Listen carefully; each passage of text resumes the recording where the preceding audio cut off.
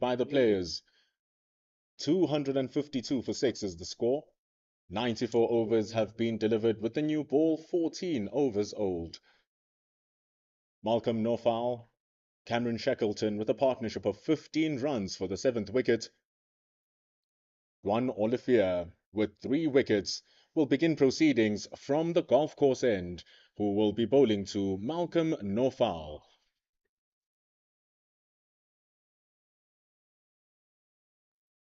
Are we good to go?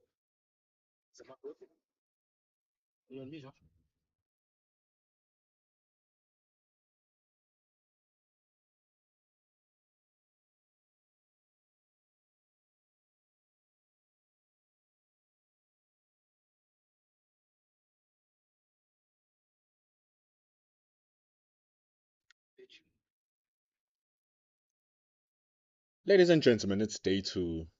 A beautiful day here at the iconic DP World Wanderers Stadium, where we are seeing the 4-day series contest between the DP World Wanderers and the AET Tuskers. It was a long day yesterday, with the Tuskers holding strong for the majority of the first 80 overs, just losing 3 wickets with a big partnership for the 2nd wicket between Kukamur.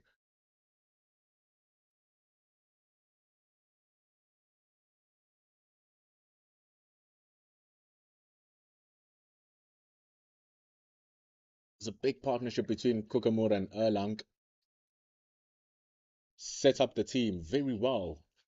Tian Kukamur playing a champion's innings, 90 runs. He was there for 6 hours, just batting and batting and batting. As you can see, they're batting at 2.5 runs to the over. No surprise of the AET Tuskers, that's what we do. But Pitch Vision is here, Cricket South Africa's YouTube channel, bringing you this broadcast. It's a glorious day at the iconic DP World Wanderers. Pendulo Makubane is with you, bringing you this commentary. Juan Olivier with this delivery. Just getting his groove moving, getting his mojo working. Here's the big fast bowler. Has impressive figures off here, 19 overs. Just 40 runs in the beginning of the day. Giving away very, very few and taking away from the Dolphins a lot. 3 wickets under his name. Some impressive stuff from the big man.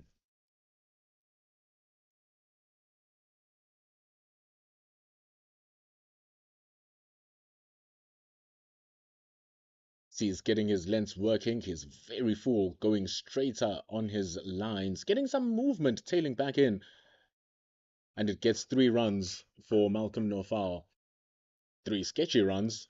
4 sketchy runs. Make that a boundary of running. 3 runs and 1 overthrows.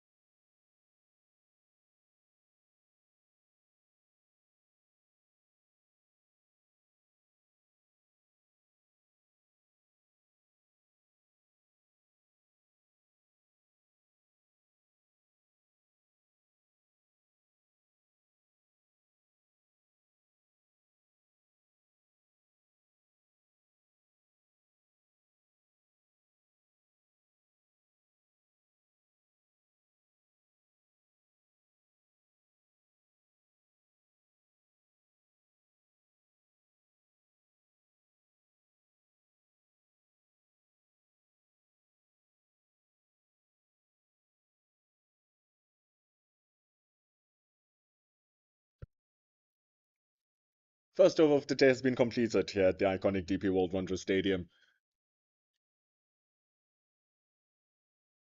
After 95 overs, the score is 259 for the loss of 6. Malcolm No Foul with 17. 7 runs from the first over of the day. Dwan Olivia starting off very well, bowling the ball really full. He was getting the ball to tail back into the left-hander. It's just something that Malcolm No Foul will have to be aware of, especially with those lengths. But now partnering Dwan Olivia. Coming from the caller drive end, Cody Yusuf will be partnering the opening bowler of Dwan Olivia. He's bowled 16 overs, 3 maidens and 47 runs so far. He'll be looking to get those wickets.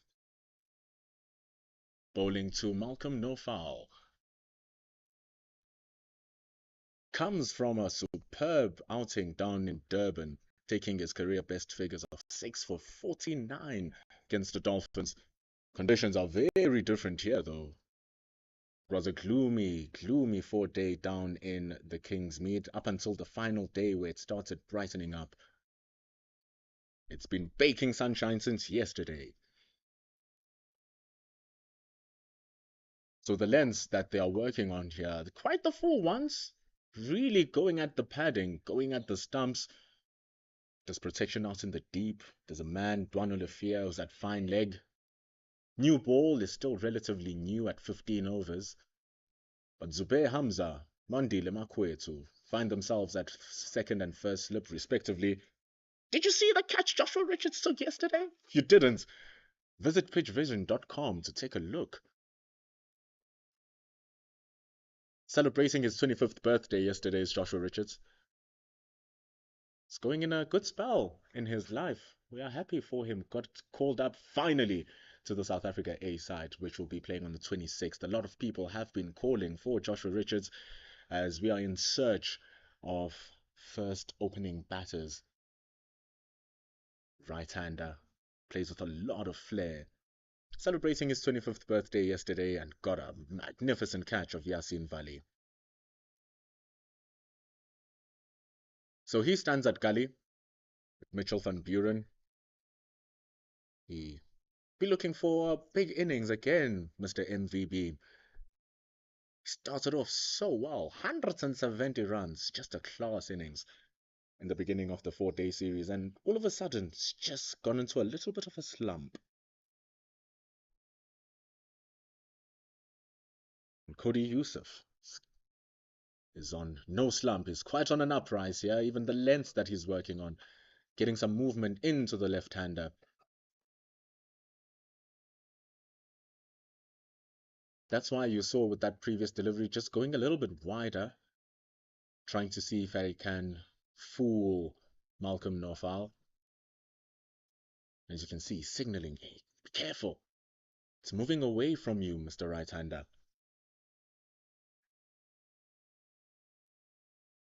Cam Shackleton. His last outing was for South Africa A against India A. This was back in Poch, not too long ago actually. On the 11th and the 14th of December, Mr. Shackleton was playing. He got an absolute zinger of a delivery in his first innings. It was a ripper from Vidvat Kaverapa. Oof. Even the very best in the world would have never gotten a chance to play against that particular one. Redeemed himself pretty well for this return innings.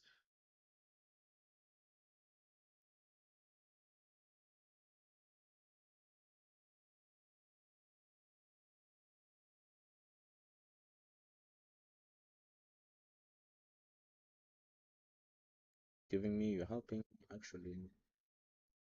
Wait up. You hear me? This thing's still freezing every now and then. West Indies. Not bad, but I just saw it happen again now.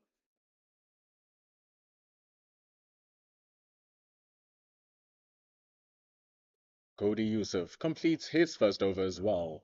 3 runs from the over. We are now 96 overs in. Norfal on 20, Shackleton on 16. Dwan Olivier continues.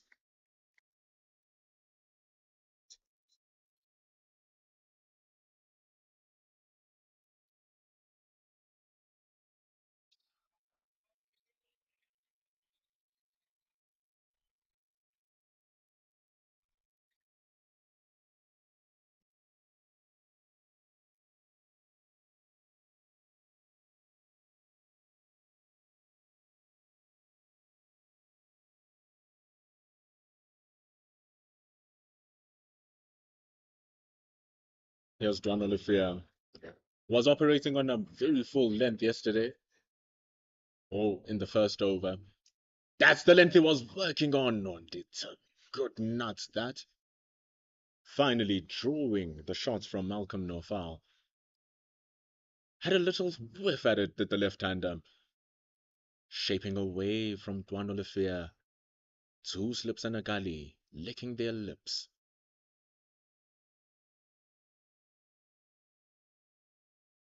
Starting off with a back of a length delivery, pushing him backwards.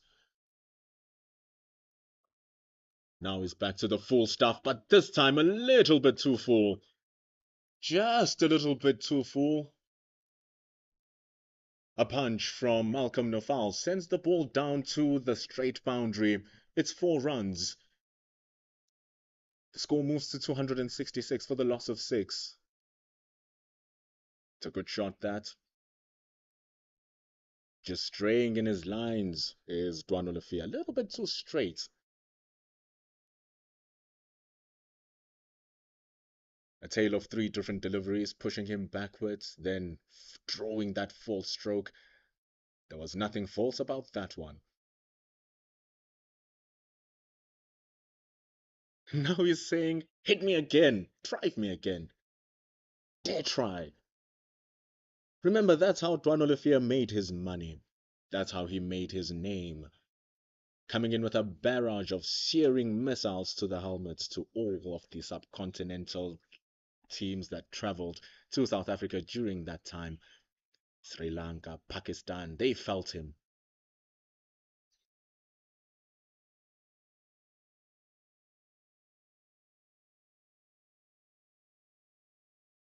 Went on to apply his trade in England. Talks of a coal pack contract until the Brexit whole political thing, that side that we definitely not going to entertain. But that led to most of the players with those coal pack agreements coming back. Even with the rugby players, they dispersed.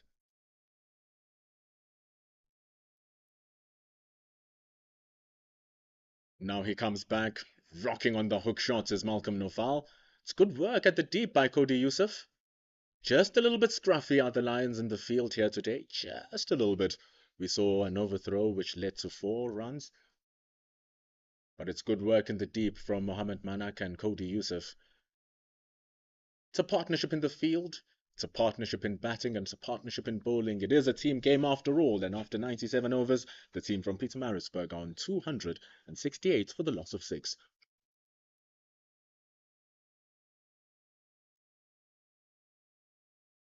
It was a dramatic start to the domestic series, or to the domestic season as a whole this year for the 2023-2024.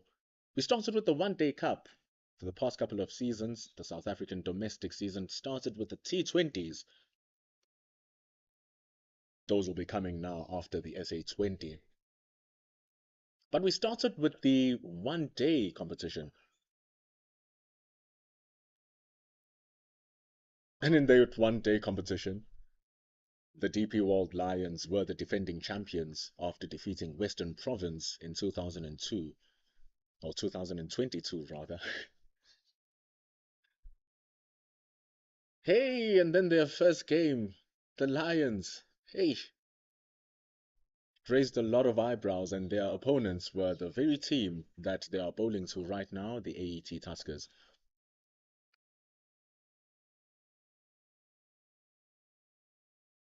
Vastly different conditions, A different ground as well. Here it's nice and shiny. Shiny just like the piece of fielding we're getting to see. Starting to get into their straps are the Lions with Mohamed Manak, who's making his first class debut. We saw him turn his arm yesterday for a couple of overs. Went for 14 runs in his 3 overs. Hashim Amla is just walking around the boundary, looking at his troops. His work will be coming on much later on when the men will be batting from Lions. Short stuff from Cody Yusuf. He'll be looking at, the pitch is quite true. The ball is coming on well. Ball is zipping.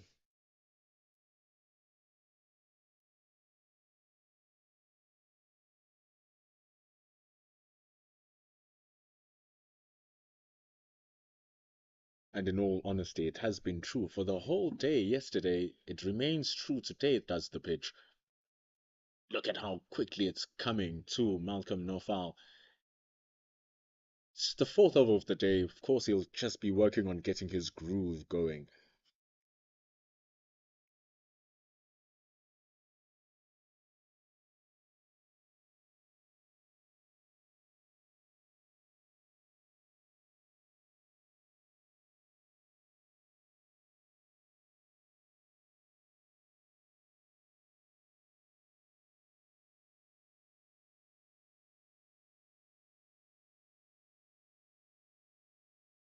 And even Cody Yusuf is starting to get his mojo running. The way he's charging in, the way he's hitting the deck hard. You even saw with the short ball. The short ball had some zing to it. This is good stuff from Cody Yusuf. A series of injuries and players not being available for the DP World Lions is offering a lot of opportunities.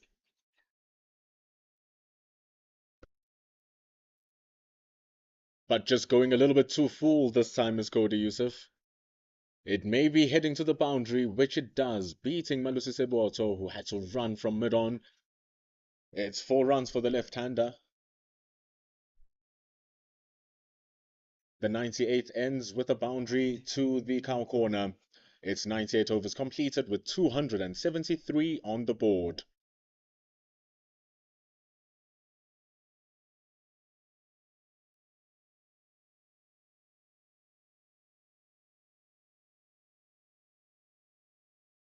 Was a good looking shot, just drifting to the pads. Slightly drifting to the pads, Cody Yusuf, a dangerous delivery, specifically due to the fact that with the ball tailing into the left-hander, it will be easy parried away.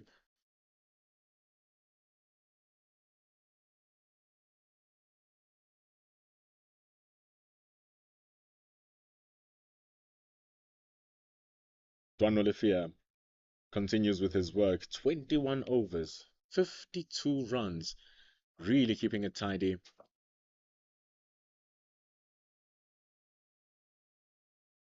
Getting the ball to talk.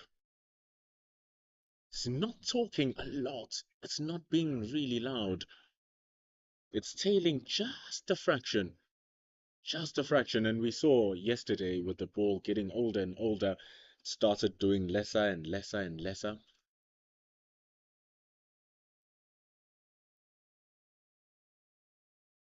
But Brown Olivier has been in complete control.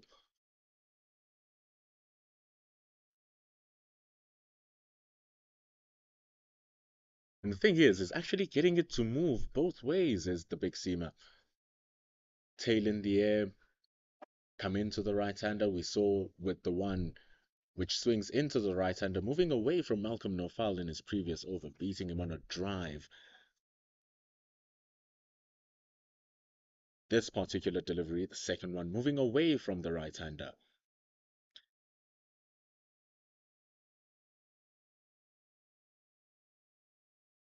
But what's really nice here with the Lions is that they are not wasting time.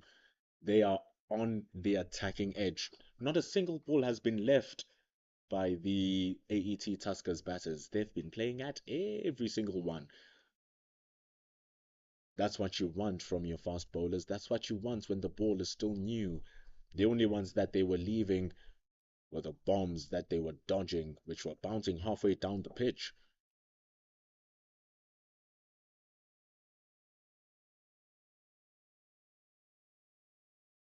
And here it is.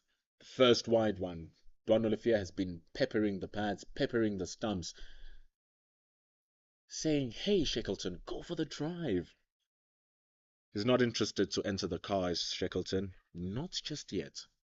It's not the route he's looking for.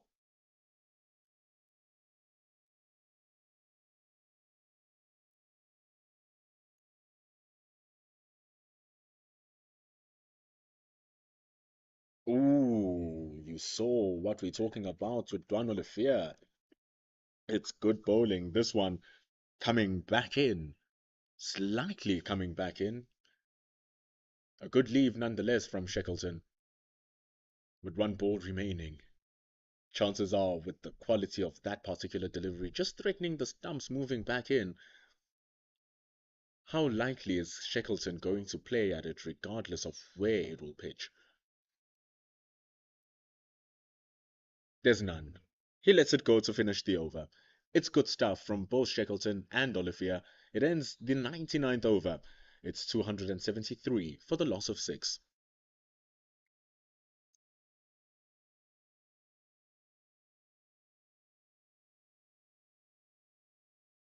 It's a tidy start to the game here. Both Cody Youssef and Dwan Olivier seemingly bowling to a plan of attack, attack, attack, attack, attack. And it's easy to say, yes, we have a plan, we are going to attack. And then you come here and you're bowling all around the world. You become a 360 bowler, and they take you 360 around the ground to the batters, especially with the new ball. It leaves the bat so quickly, it comes onto the bat so quickly. That's the source of all of the speed generated from shots. But now it's the final over where both teams can accumulate any bonus points. First 100 overs of each respective first innings is where you can accumulate your points. Short stuff coming onto the deep. Tepomorek is there, but it just bounces once on its path to deep square leg. Short stuff from Cody Youssef. It's taken on from Nofal.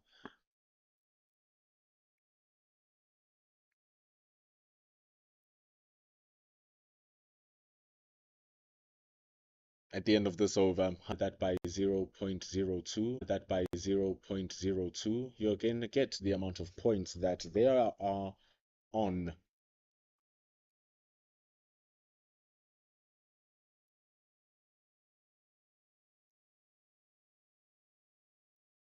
Just getting 2.48 points so far.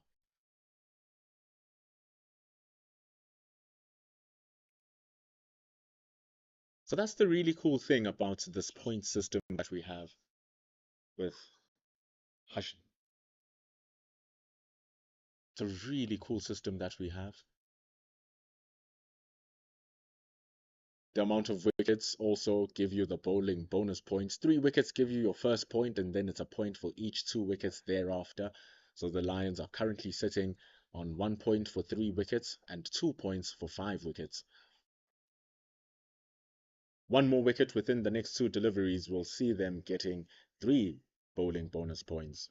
But it seems like it's happy days for the batters here.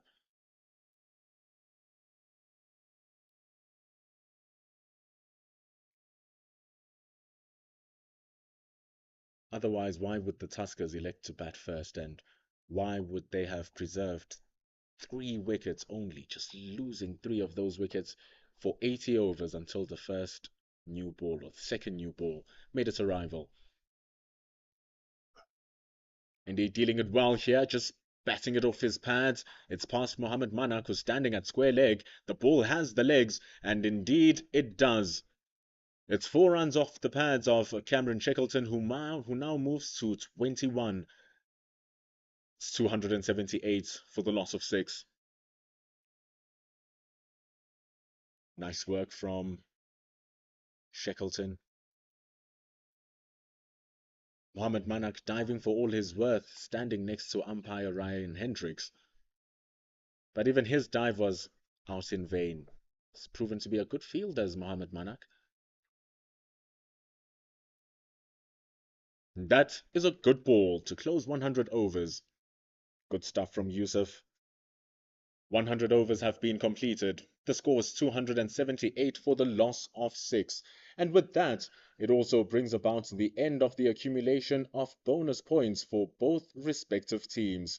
150 runs brought up the first batting point for the AET Tuskers, and with 128 runs scored above that, they complete with 2.56 batting bonus point plus 1. So that's 3.56 batting bonus points, and the Lions finish with 2 bowling bonus points for taking 5 wickets within the 100 overs.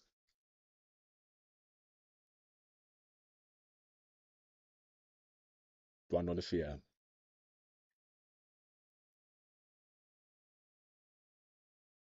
He has the ball now. All the points for this first innings, they've been taken now. Backward point has moved his way to the boundary.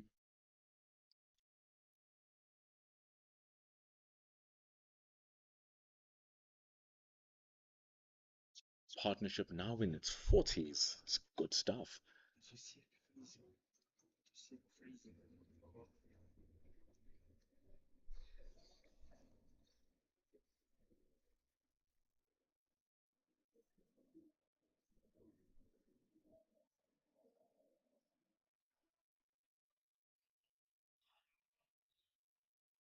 See, it's getting into the shots now is Cameron Shackleton. Pitched up nice and full from Duan Olifia. He really wants to draw that shot. He wants these guys to play at all of these deliveries he's bowling. And Cameron Shackleton was getting into his leaves. He's getting his eye in, is the right-hander.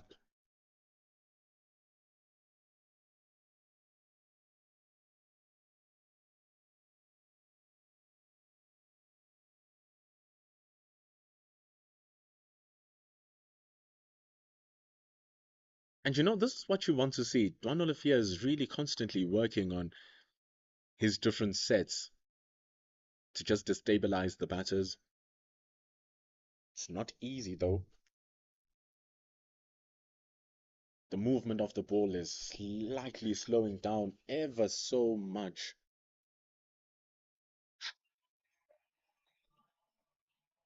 Lions are working on it ball by ball. And here comes the short stuff, just mistimed from Shackleton.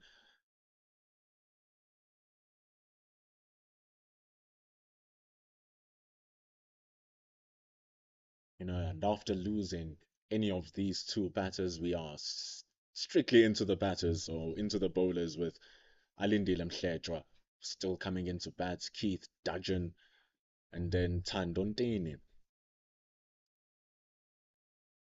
Good with the ball. Question marks with the bat.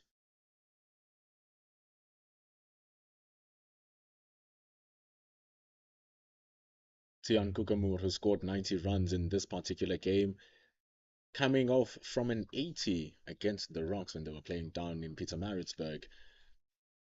Here he is, the all-rounder, trying to show his worth that he can play anywhere around the country, amongst the leading run scorers for the Tuskers in particular.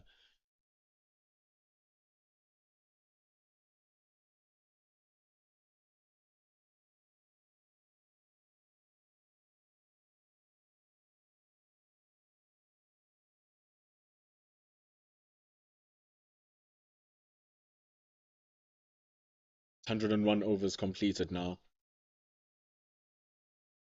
It's 279 for the loss of 6, and this is what you're going to expect with the AET Tuskers. Not really known for scoring quickly. It's not in their style. They grind and grind and grit through their runs. It's even exemplified in the match that they played. 179 runs from 71 overs down in Pietermaritzburg, though you can look at it and say that, oh, the conditions, it was bad. Actually, the conditions are ripe for batting. And the new bowler for the DP World Lions is coming in now is Malusi Siboto, who'll be running down the call it drive end. It's 279 for the loss of 6 after 101. So the evergreen Siboto coming in for his 15th over. Just 33 runs.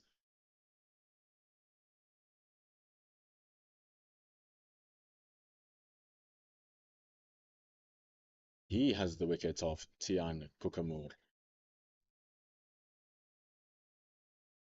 Was a wide one from Siboto. Eyes lit up. Bang into the hands of Mohammed Manak.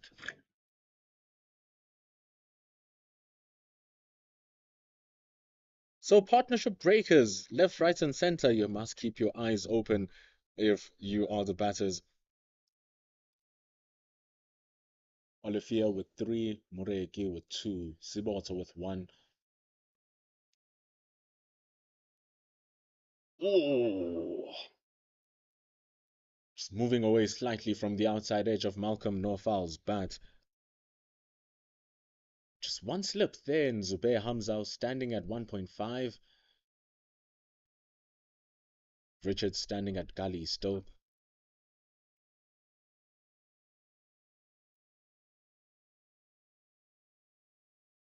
Tuskers batting in search of their first Division 1 victory since defeating the Lions in that One Day Cup.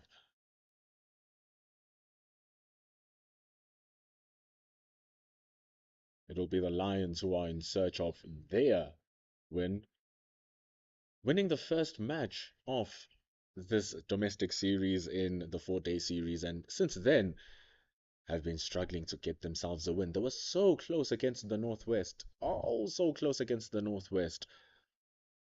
But bad light saw the end of that game when they just needed less than 50 runs to win, but 90 minutes still left in the day's play.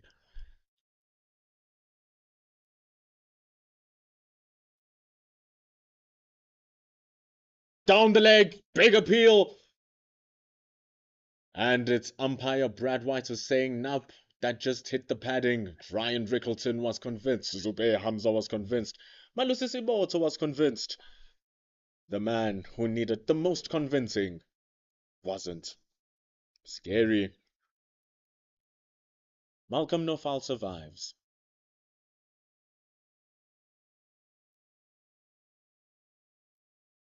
Distraught is Malusi Siboto. Genuinely thought that that was the one. And it's also those sneaky little buggers,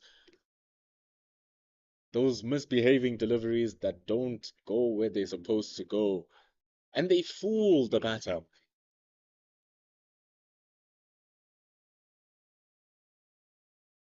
But there's protection down there in fine leg. There's also protection at deep square leg. That's Cody Youssef.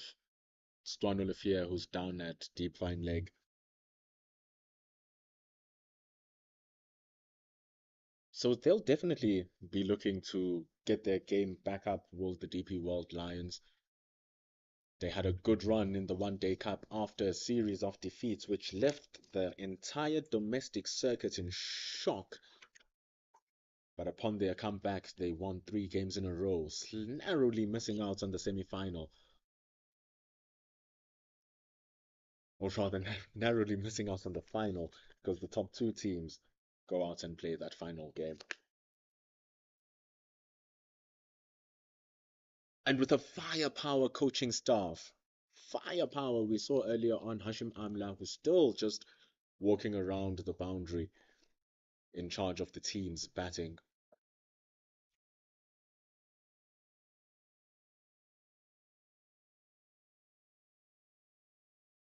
What's writing the story right now is the bowling. The man in charge of that is White Lightning himself, Mr. Alan Donald.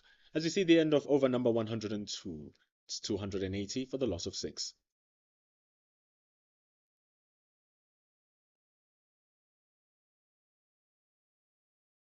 So just trying to get the chemistry working as the team. Alan Donald new to the coaching lineup after the whole drama of Bangladesh versus Sri Lanka in the ICC World Cup, with the unfortunate timed out dismissal of Angelou Matthews really stirring the pots. So much so that Alan Donald jumped out of it and he came into the iconic bullring. Here's Dwan Olivier, just popping a little bit, hitting the splice of the bat, but the lines that Olivier has been bowling have been outstanding. He's given nothing away. He's just been brutal. The only 4 runs he's given away were actual ran 4 runs. Was an outside edge which ran down to third man. The overthrow gave the extra run.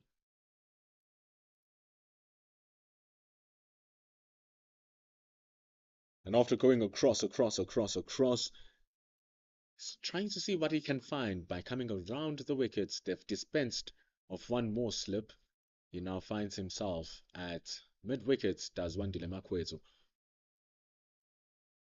Deep square leg, deep fine leg. Saying, be careful, Malcolm Nofal. See, he's guiding, shepherding fine leg to go finer. Be careful, Nofal, says Olivier.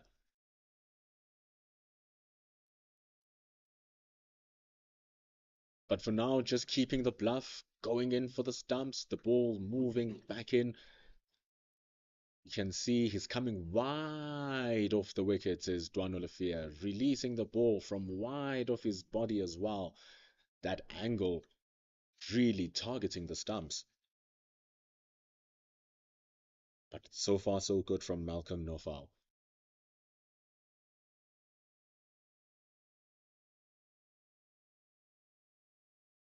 So far so very good from Nofal. And even better in the deep. Phenomenal fielding from Mohammad Manak. It's top stuff. It's top cricket all round. Just not short enough from Dwan Olivier. Like we said, be careful, Nofal. But indeed he was. His eyes actually lit up, hitting that in front of square. But Manak squared up with it right at the deep. Told you, be careful. He can really field, does Mohammad Manak. And Dwan Olivier can really bowl. He was leaving those deliveries, was Cam Shackleton. Happy to let them go. But he's been drawn to it now.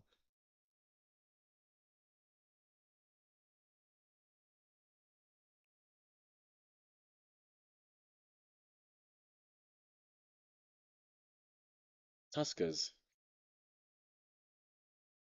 need to have a strong head continuing here. Dwan Olivier just floating it up into the full area to end over number 103.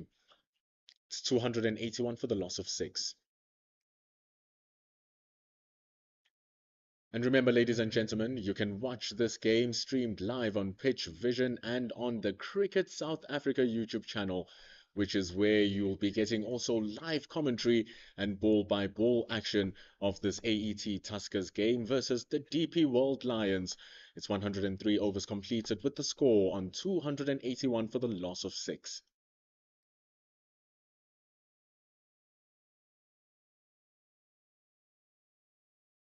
Siboto continues with his work. Just 34 runs from his 15 overs. Impressive numbers. With a wicket as well, he'll want more.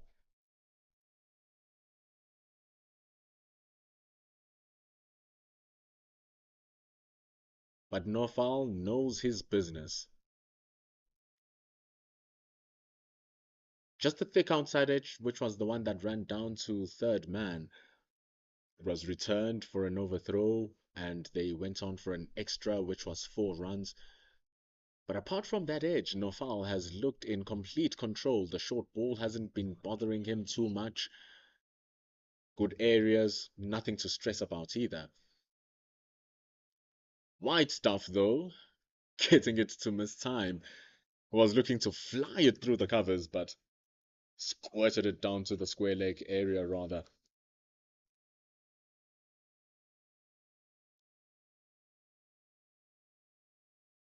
Trying to zhuzh themselves up are the Lions with more energy, more fire, more power.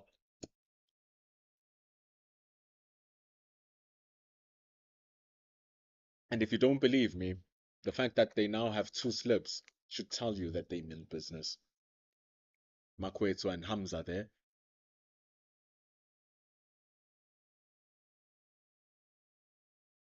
But it's easily peddled from Shackleton.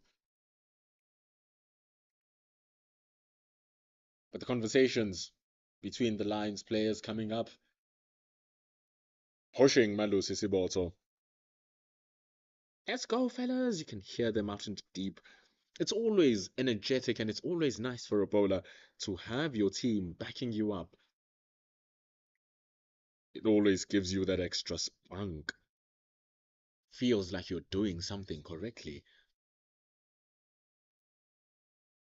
Short ball is well directed, but handling it even better is Malcolm No foul. Runs down to the fine leg area. Connor Esterhazen is in.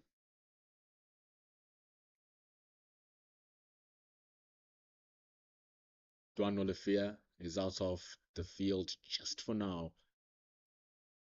So maybe we might see Tsepo Moreki come in. Who's also been bowling pretty well this season, Tsepo Moreki.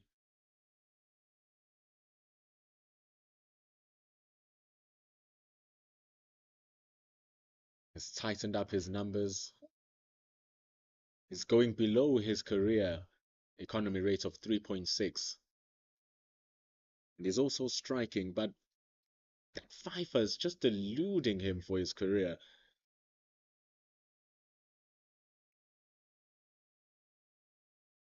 Has become a staple name around the domestic circuit is Tsepo Moreki. A new signing for the Lions coming from the Western Province.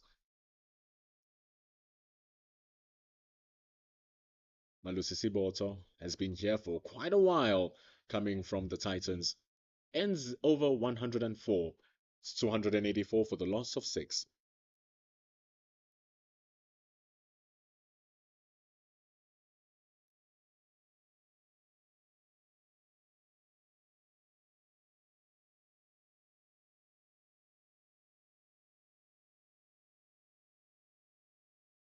While the change that's coming through is not really Tsepo Moreki with the new ball. It's rather the standing captain.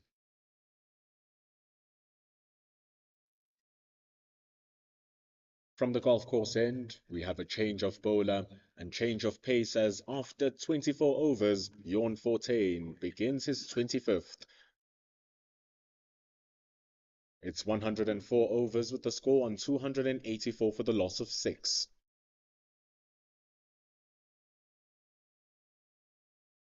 The employment of a slip fielder still ever present for Bjorn Fortain and his men. Joshua Richards stands 1 strip away from the playing strip at very, very short mid-off. It's rather very short mid-on. There you can even call it silly mid-on, where it's so straight or so close. No foul popped one into that area, but he hits this one straight. Mitchell van Buren, he's standing at long on. Easy stoppage for the lightning fast, flash and flashy Mitchell van Buren. Normally applies his trade in the field at backward point with the brand new ball. It's quite magnificent in that position. Mr. Number 23, But here's Bjorn 14, bowling to a favourable right-hander, two slips in for Shackleton. A lot of pressure being applied from Bjorn 14. You can see the surface is still holding on very well here at the DP World Wanderers Stadium. So the carry two shall be good. Small amounts of turn, but Bjorn 14 has been playing here for a long time. Should know how to operate in these areas in the high.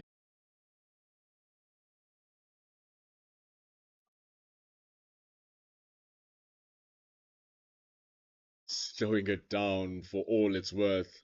Waited for it for a lifetime to Shackleton. But he squirts it away for a single. And the thing is, speaking about people who enjoy certain conditions, the AET Tuskers in Division 1's, their highest score is 492 runs. That was not so long ago. Round 3, they did that against the Northwest University Dragons, where they piled on 492 runs. But the amazing thing about that, Virgil, wasn't the runs, it was the overs that it took. Took them 153 overs to accumulate those runs, and right here at the iconic DP World Wanderers Stadium, after 105, it's 286 for the loss of 6.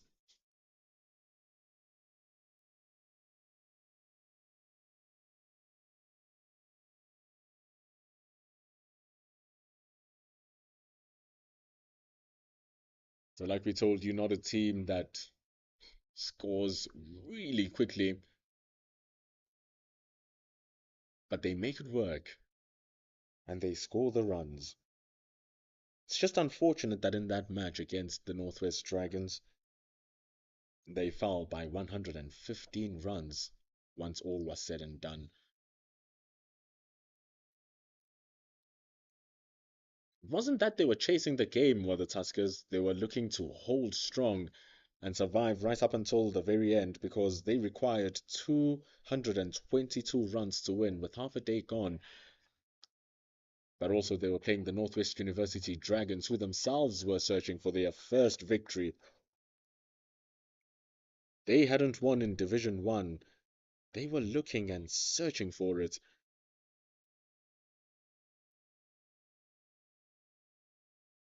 The celebrations were immense from the Dragons once they finished their victory. They currently playing against the Momentum Multiply Titans in Butcherstrom right now. The Northwest University Dragons.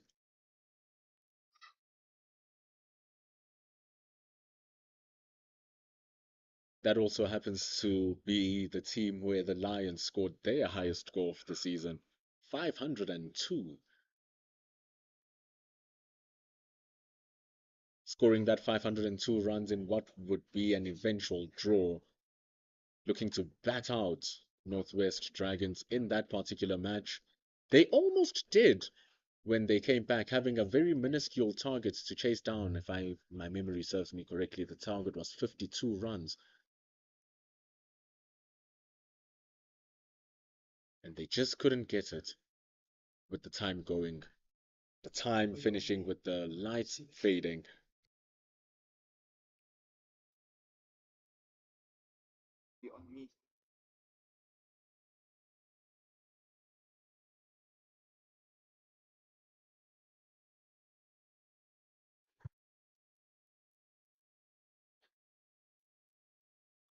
That single brings up the 50-run partnership between Malcolm Nofal and Cameron Shackleton, taking them 86 deliveries to complete.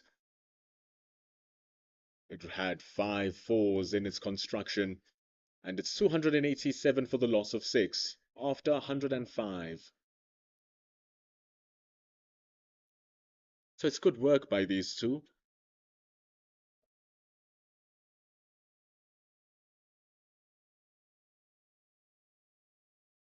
The Lions really had an upper hand. They really had an upper hand yesterday with the new ball coming. It was doing things.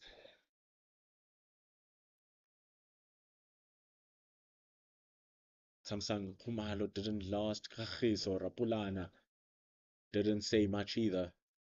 with the new ball's arrival.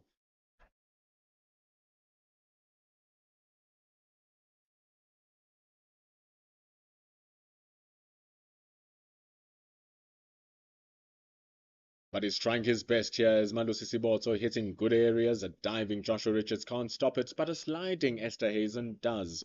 It stopped at the third man boundary, and it's just 2 runs taken from that delivery to end over 106. It's 289 for the loss of 6 runs. This partnership finally reaching their landmark, a happy landmark for them, we might add. 52 runs for this partnership. 88 deliveries. And because of all of that madness and them getting these runs, here comes a man under the helmet. Cameron Shackleton is being put under the pressure. Removal of that second slip. Arrival of a short leg. Wandile Makwetu still 3 strips away at short extra cover. The sweep shot, this might be a big problem, and it is! Turning straight, and he's been trapped. Bjorn Fortain strikes, trapping Cameron Shackleton LBW for 24 runs. It's 289 for 7. That's the one. That's why he's in there, Bjorn Fortain. The sweep failing to do its work. And after good job from Shackleton, Cameron Shackleton is gone for 24 from 59 deliveries, which had 3 boundaries on it.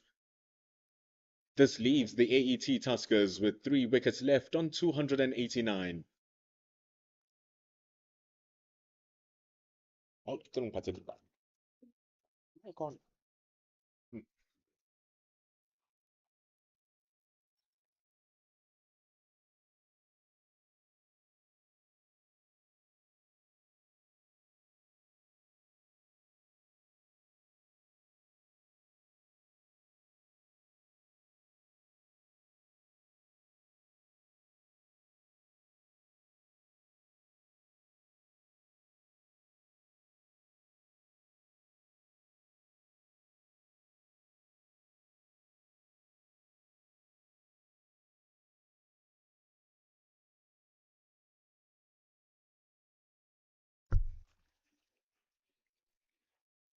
stand-in captain Bjorn Fortain doing the wonders for his team, doing the wonders at the Wanderers. He gets his man. Bjorn Fortain always gets his man. Oh, and I'm dropping stuff here, clearly. That's why I'm not a professional cricketer.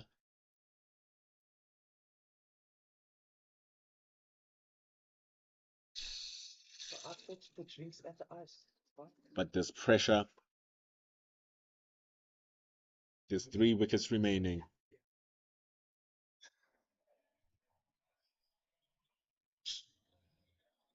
Oh, bowled him! That is ridiculous from Bjorn Fortain. Oh, that is a spinner's delight. A spinner's joy from Bjorn Fortain, getting Keith Dudgeon with the first ball on the top of the off stump. No celebration like a boss from the stand-in captain as 8 are gone. It's 289 for 8, and Bjorn Fortain is on a hat-trick. That is immense. That is spectacular. That is stupendous. That is Bjorn Fortain. He always gets his man, and he did again. Unbelievable.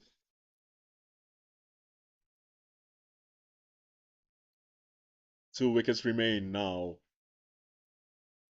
and the change of pace has changed the entire flow of the game. Rattled out the Tuskers. The Lions are certainly purring and roaring now. Can you feel it? Ah, it's good bowling that we're watching. Orgasmic. And it brings in batter number 10.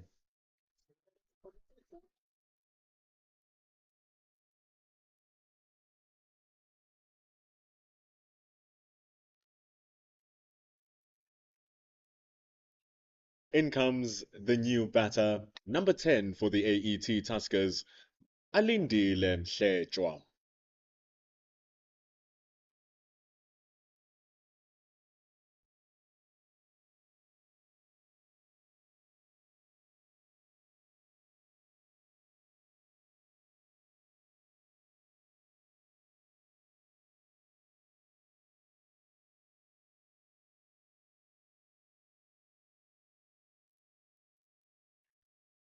Beyond Mhletshwa on. Beyond 14 is on a hat trick. It's 289 for the loss of 8. Going lovely straight. But he survives, does Mhletshwa. My producer next to me has fond memories of Mhletshwa. Oh, and Bjorn Fortuin is looking to make the memories of Mhletshwa's innings here at the DP World Wonder Stadium one to remember or one to forget. Just drawing him onto that front foot, that extra bounce that Fortuin is getting, really bringing Richards into call. Richards is steady hunting.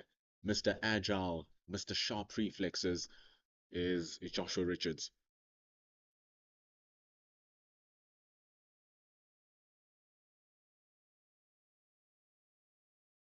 And looped up deliciously from Bjorn Fortuin.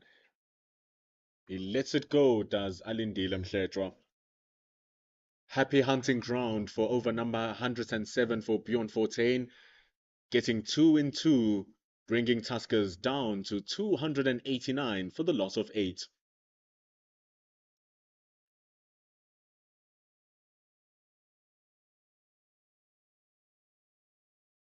The momentum has shifted, and it now rides with the DP World Lions.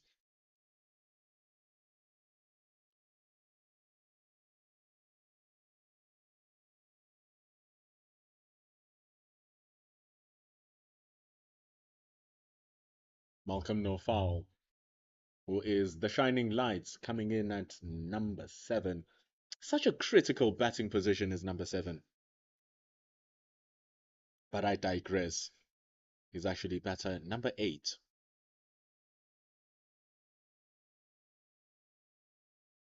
Still just as key, though, is Malcolm Nofal. Spin bowler. Also can give one with the bat as well.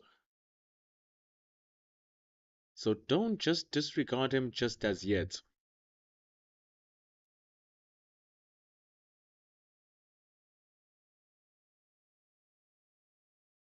And right now he's going to need to take out the best of his skill. The good looking shot, but there's protection now. They don't mind giving these singles to the Lions. They don't mind at all. What they want is having Alindile Mhletshwa on strike. They want to hunt on him. New prey surveying his new surroundings. But the Lions are the ultimate predators who rule the jungle. Will they be able to take down this new prey, or will their teeth be chopped off? So far, so good from Bjorn Fortuin this morning.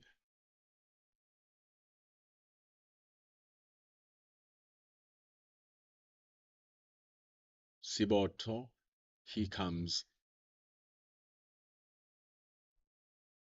Getting a little bit of shape moving away as well is Malusi Siboto. Something from Mhletshwa to just be and have an eye on. Then ideally, if that's the case, you'd want Malusi Siboto to just pop it a little bit fuller. Mohammed Manak's stationed that cover for the drive. Extra cover is opened, but there are 2 slips and a gully. Siboto. That's what he wants. That's a good length. That's a good area for Malusi. Now, in that same area, can he get it outside of that off stump? He's building the over up wall. Can he continue it in its construction? He's getting Mhletwa to go onto his front foot and engage on the shots with strong hands. Can he get him fending out that off stump on that length?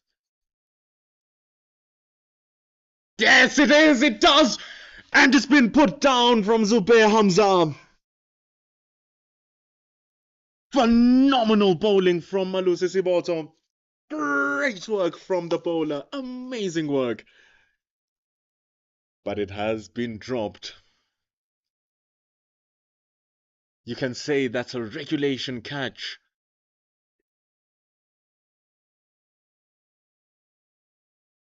The setup was gorgeous. The execution, perfect. The completion, not. Fletcher survives. He gets his single. Siboto finishes the over. 108 done. It's 291 for the loss of 8.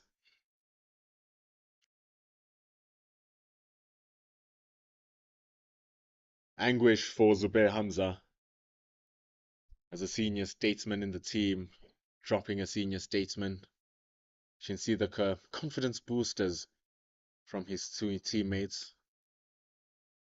This is where, as a professional, you just need to get it out of your head and continue working. The misfortune,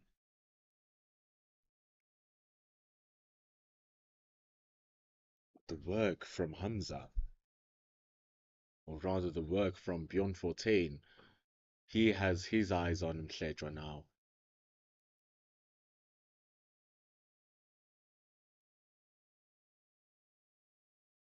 There's a chance for Joshua Richards. Spider-Man can't whip it.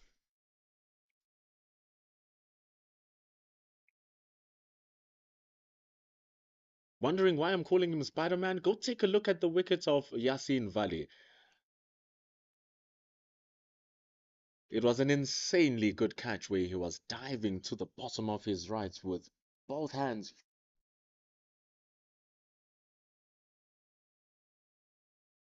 It was phenomenal.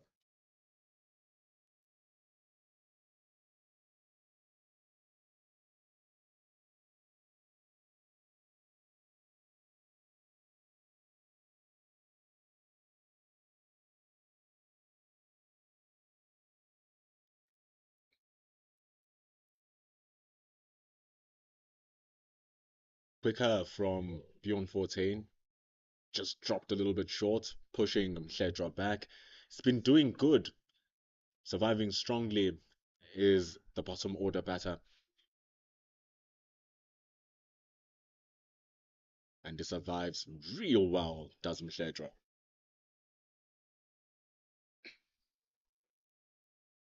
Bjorn Fortuin backs up his double wicket over with a maiden. It ends 291 for 8 after 109 overs. And remember, you can watch all of the highlights of this match and replays and rewind and catch live commentary and live streaming on Pitch Visions and on YouTube's Cricket South Africa channel.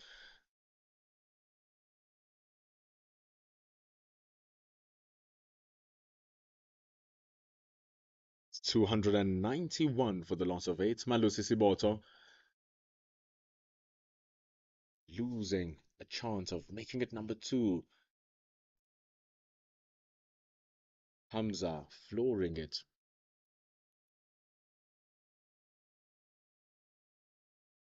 But Nofal really with his eye in right now.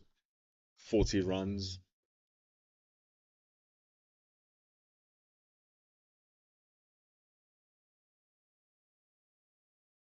It's brand new into his career.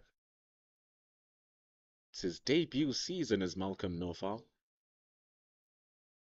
first one for Division 1 cricket, that is.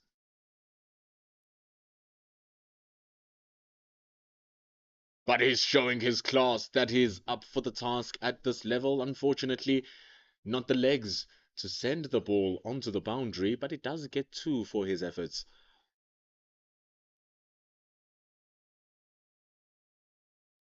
So it has been a challenge for the AET Tuskers as they are the team who are promoted.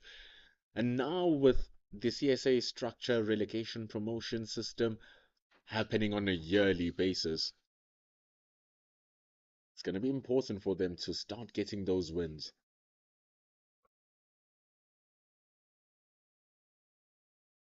From this position, it looks very difficult to see how they're going to get that win unless if their bowling is so up to standard and the Lions' batting is so below par, because it does look like a very decent wicket to bat on.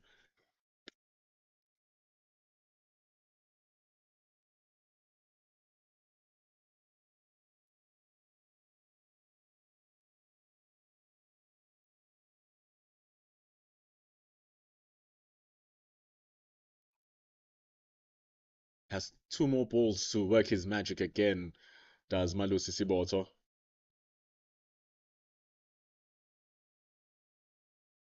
He worked his magic expertly in the previous over. Back of a length straight, full straight. Dropped it just a tiny bit shorter outside the off stump, edged to second slip. If that does not show you skill mixed with experience, I don't know what will. Maybe that good calling from Malcolm Nofal will. Sending Mhledra back. I mean, his highest score, Malcolm Nofal, is 179 runs. That was when he was playing in New Zealand for Wellington.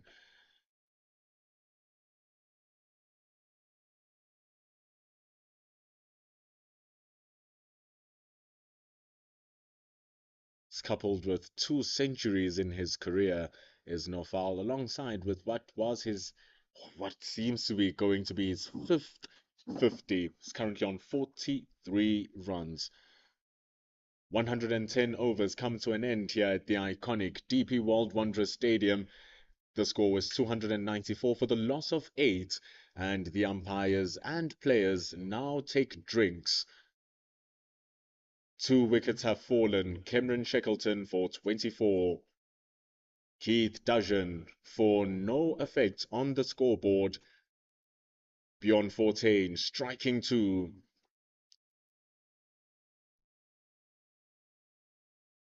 It's 294 for the loss of 8 here. And with drinks being taken, we too shall take a drink momentarily.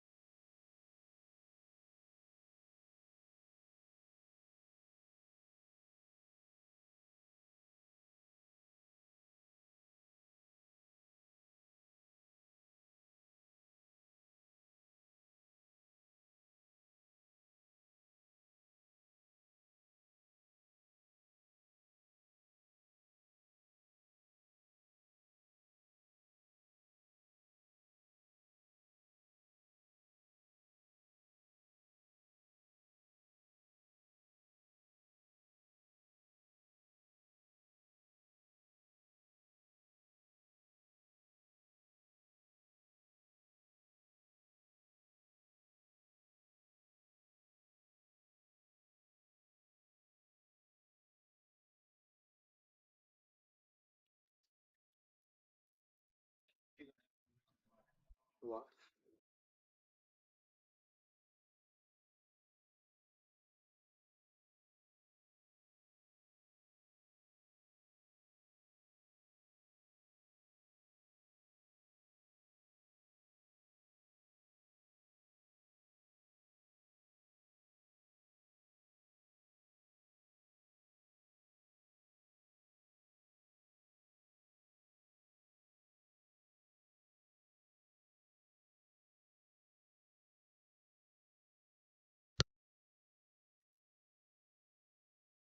Bjorn 14 comes back into the attack now.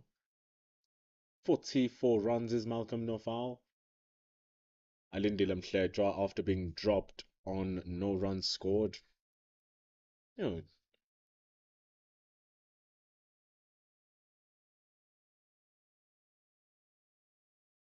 being dropped at second slip. He now is living on his second life, is the bottom order batter. His job is simple: preserve your wicket, get no foul on strike. But it seems like he's handling pretty well against Beyond 14. But Beyond 14 might be constructing his magic. Impressively skillful.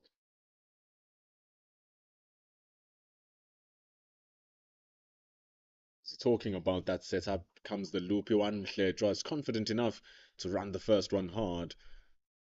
But the ball was very well timed, no space for him to get his second.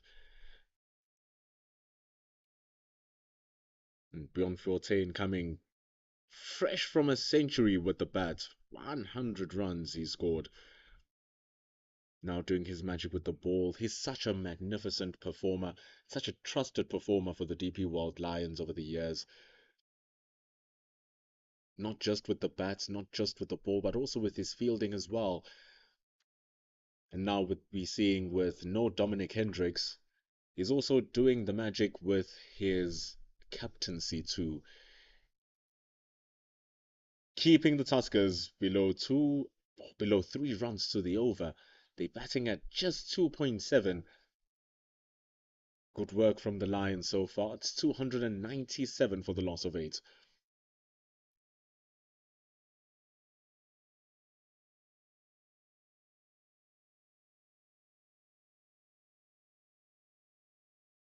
Siboto just using all of his skill so far. He's been showcasing it well.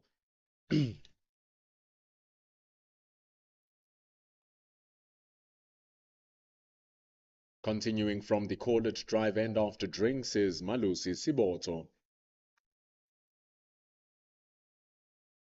What will he do here? He hasn't seemed to be much of a threat to Malcolm Nofal. To be very honest, no one has looked like a threat to Malcolm Nofal so far. He seems very composed and measured in his tasks and in his work.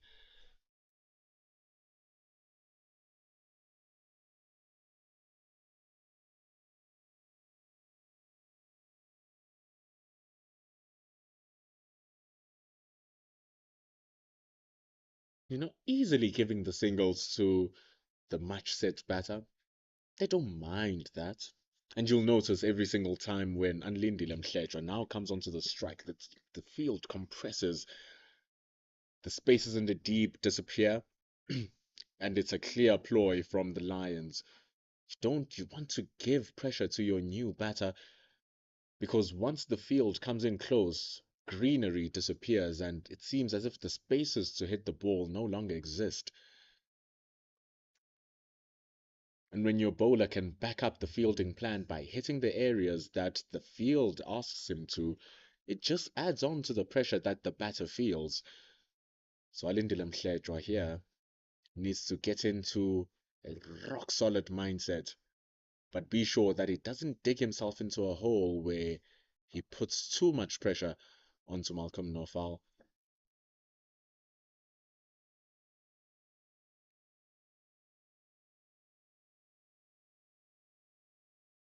You can see his eagerness to get to the other side. Malusi Siboto,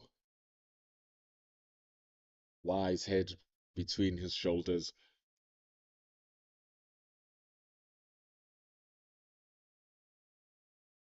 He's been at his business for 127 matches. You don't just play 17 seasons of first class cricket if you're not good enough, if you're not smart enough, if you're not consistent and patient enough. It's all the first class game needs: patience, consistency, skill.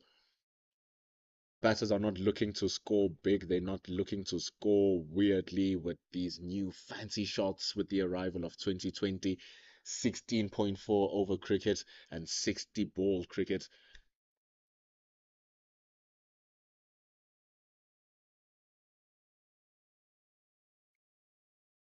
Here, it's a true test. Just like it has been shown by Mhledra and just like it's shown by Malusi Siboto, which brings the end to over 112. It's 298 for the loss of 8 for the AET Tuskers.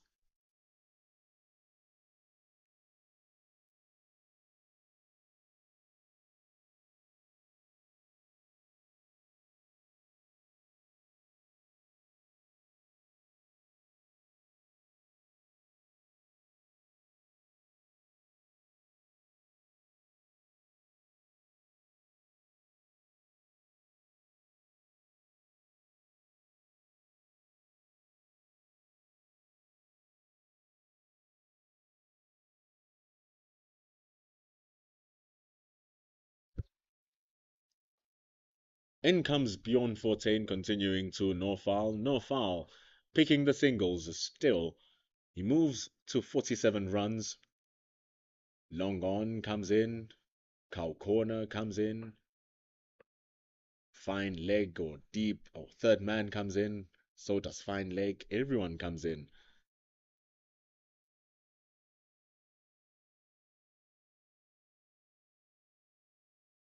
Mid off, Mitchell van Buren just standing a little bit deeper than you'd expect.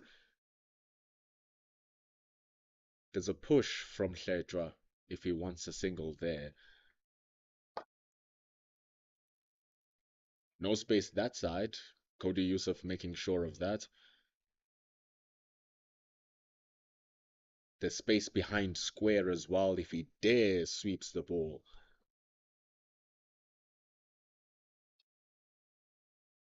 Nothing there.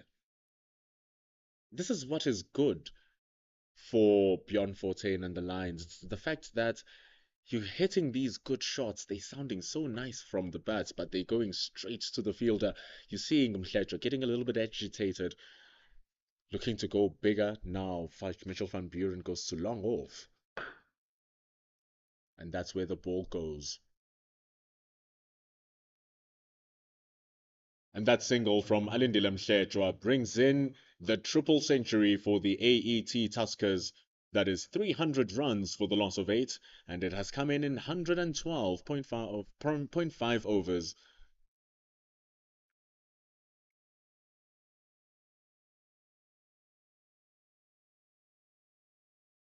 It's a good total to reach if you're the Tuskers.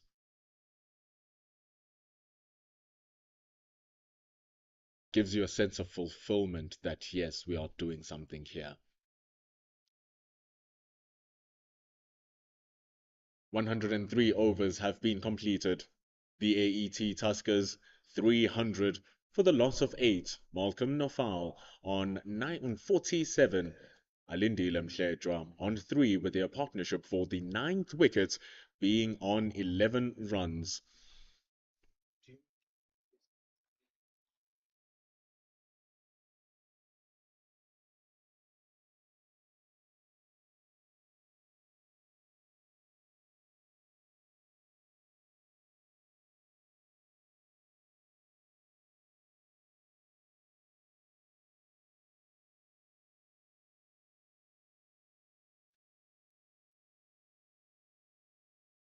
Malusi Siboto, after his spell of overs of 6, now come to a close and is replaced from the call-it drive end. Man with 2 wickets in the bag after his 18 overs.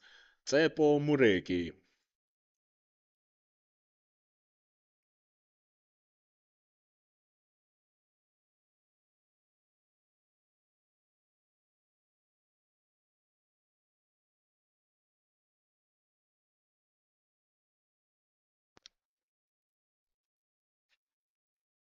It's going to present a different challenge now from Alindile Mhletwa as he goes down to do some gardening. Will the fruits, though, bear for the Lions or will they bear for him? That was around the area where the ball kicked up off that length and nabbed the top half of his edge. Tsepo Moreki much more skiddier than Malusi Siboto. Siboto looks to hit the deck harder.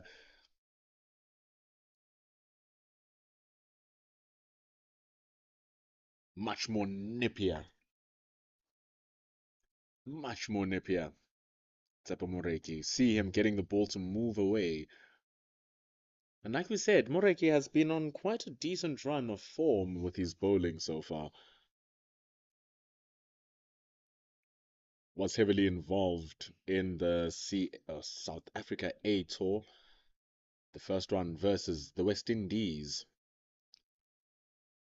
It was down in Durban for the 4-day series when SAA played India A. But he's in with the ball, moving away from the right-hander. Big flash from Alindile Mhletwa. Sketchy boundary, but they count nonetheless. That's 4 runs from the bottom order batter as he moves to 7. This is not something that Tsepo Moreki will be worried about, though. This is really not something he's going to be worried about. He has Gully there. He has backward point in Cody Yusuf. The edge, finding the gap in between those two fielders. That's what they want. Big flashes outside that off stump.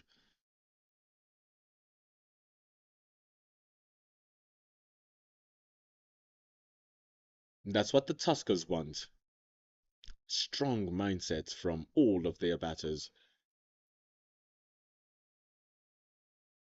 The 30-year-old comes from Durban, Tsepo Moreki. Made his big breakthrough for Western Province. Scored a 50 down in Durban against the Dolphins, still holding some sort of grudge and vendetta, showing that he has more than just the ball in his hand. But its story is past now, having established himself with over 80 first-class matches in the Western Cape with Western Province. Currently playing in his 92nd match, and the biggest surprise for me has been the fact that he actually doesn't have a fifer in his domestic career. You'd think, as a man who's played for this long and with the skill that he possesses, feels like a batter with all of the 50s, not taking it over to the triple figures.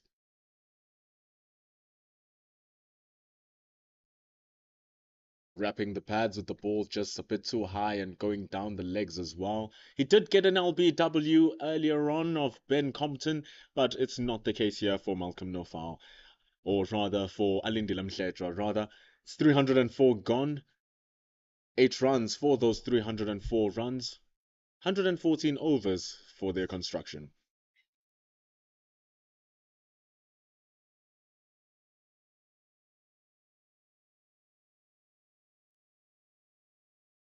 So Tsepo Moreki, it's been devastating with the new ball, actually. Really does good, especially in the back end of the innings with the new ball. 80th over, you call on him. He's a ball of energy, a ball of lightning, a ball of chatter, a ball of spirits for his team, a charge of morale.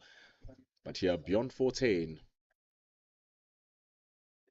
he's been within the wickets. Malcolm Nafal has been in his defences.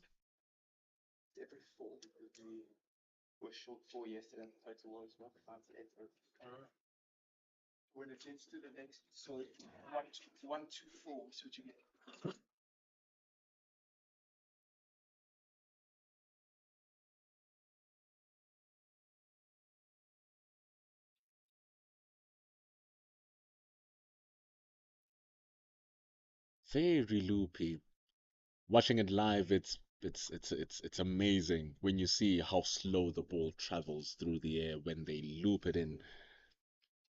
It's already slow, and then it just looks slow. It takes ages for it to pitch. So imagine how it's like when you are a batter over there. Your adrenaline is high. You go down on one knee and you take it over the top and you show that you have that adrenaline. A mother bugger of a shot over the top from Alindile Mhletshwa. And that is the first 6 runs of the match. Booming shot. Taking on Beyond 14. Beyond 14, who are you? He asks. But you don't say that because Beyond 14 always has the answers. It's what you want as a spin bowler. You want to be taken on because that is how you take those wickets. You become a threat, especially if the pitch is not doing much for you. You want them to take you on. It's good bowling from Beyond 14, but at that time, equally good batting from Alindile Mhletshwa. He moves to 13.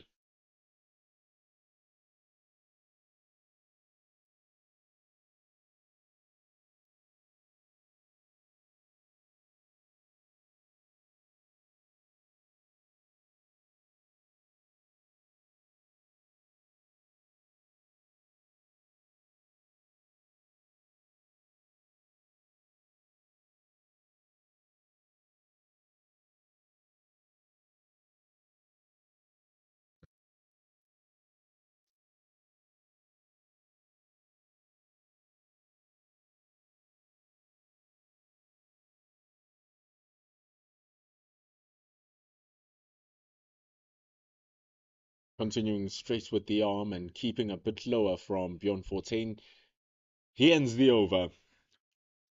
It's 115 completed now at the iconic DP World Wanderers Stadium. 311 for 8 are the Tuskers. Malcolm Nofal edging closer and closer and closer to that fifth half century of his career. Alindile Mhletshwa getting his eye in and seeing the ball bigger and bigger and bigger. Their partnership worth 22 runs.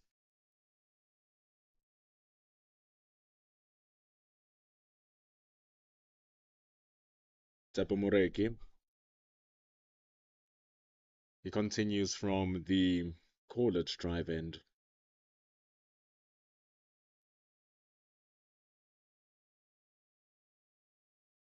Duan Olivia back into the park, trying to charge up his fellow team, and it only takes one person for the whole team to feel like they have the energy. Now they are all having some chatter, and that's normally Tsepo Moreki doing the chattering and starting the team up. It's nice to see his fellow teammates doing the same for him. Chopped down by Malcolm Nofal, now moving to 49 runs. And that has been the pattern, hasn't it, for the past 4 or 5 overs now. First ball, Nofal gets a single, and Mhletshwa has to bear the rest of the strike.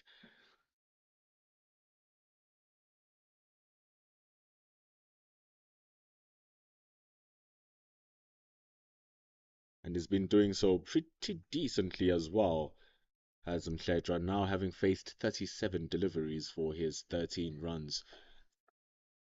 Sketchy first 15, dropped in those first 15.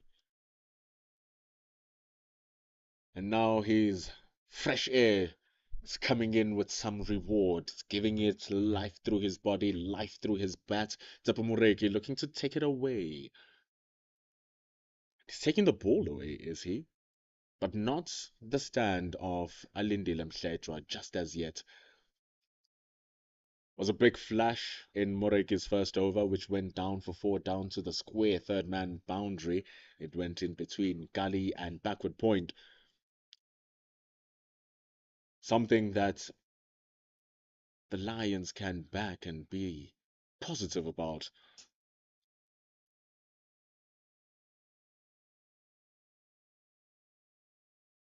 They employ 2 slips in Makwetu and Hamza.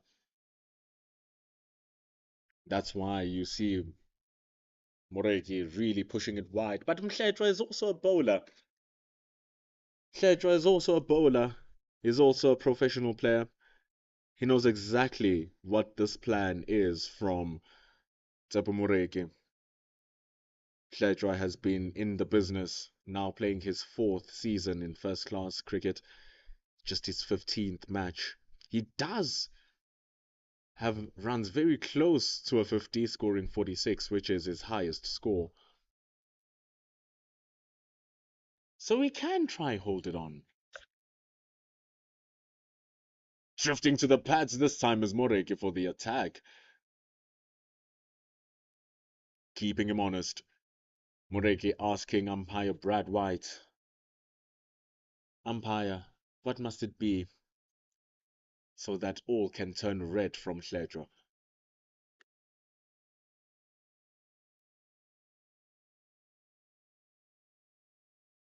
See the white stuff, white stuff, white stuff, then coming in straight for the pads, disorientating the batter. You kind of get into automatic mindset when you see the ball doing the same thing over and over and over again, and that one that does something different just wakes you up from your sleep. Seems like Mhledra is much awake. So these are the plans that Mhledra also looks to employ when he's bowling.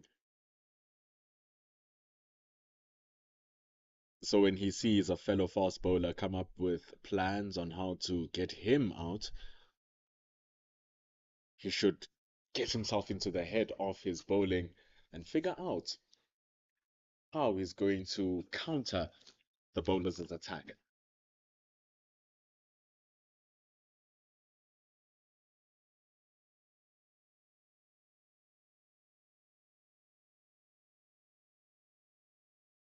Charges in hard, just swivels around himself, does Alindile Mhledra. Ends the over. 116 overs have been completed so far. 313 runs for the loss of 8 after those 116 with Malcolm Nofal on 49. Alindile Mhledra pushing strong on 14 with the partnership now growing to 24 runs.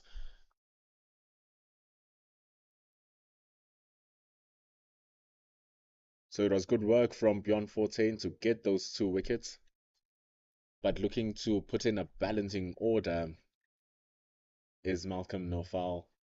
Alindile Mhledra, he's keeping out there on 14.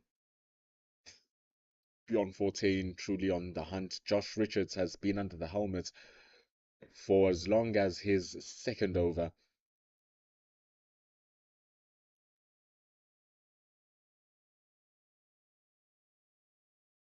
Dropping it wide, cut pure, cut well, and cut beautifully from Alindile Mhledra. It's 4 runs through backward point, and it's 317 runs for the loss of 8. Superb looking shots from Mhledra. Just dropped wide, dropped short from Bjorn Fortain, and rightfully punished.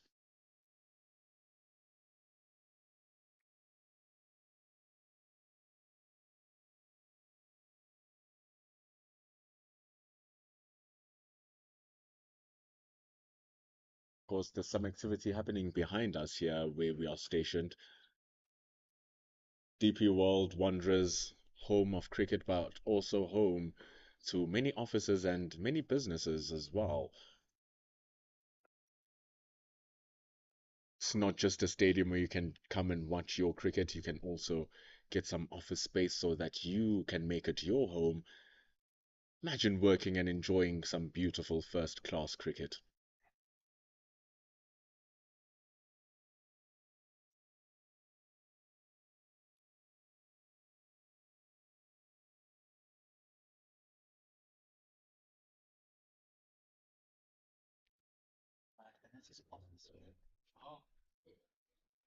We are watching this game from the Centenary stand. That's where the golf course end is. Some people have the delectable view of watching the game and watching the golf behind as well. That's what you get when you do your business with the DP World Wanderers Stadium. Ending over 117. Enjoying some gorgeous cricket. Maidens on maidens, runs on runs, wickets on wickets, timber on timber, leather on leather. It's 317 for the loss of 8 runs after 117. The iconic DP World Wanderers Stadium, the home to the DP World Lions, the home of the greatest one-day international match of all time, the home of the Joburg Super Kings, come the SA20, and it can be the home of your business as well. Here comes Tsepo Moreki, who's made it his home. Even he has made his way to the iconic DP World Wanderers for the DP World Lions. That's where he plays now. AET Tuskers, sponsored by a security company. They need to be secure here. That's not how you do it first up. He's on 49 runs as Malcolm Norfal. The last thing he wants to do, the very last thing he wants to do, is to slash at one and get caught, getting ever so close onto that milestone. But from a selfless and a team point of view, the AET Tuskers need him to remain there for as long as he possibly can.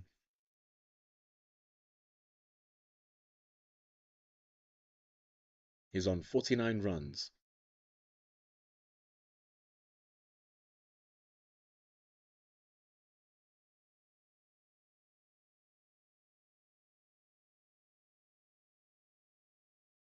An easy push up into the open space brings up Malcolm Norfal's fifth first-class 50. It's coupled with 2 centuries, and it has taken him 71 deliveries to construct this half-century, which is brought up by 16 runs worth of fours. The score is 318 for the loss of 8.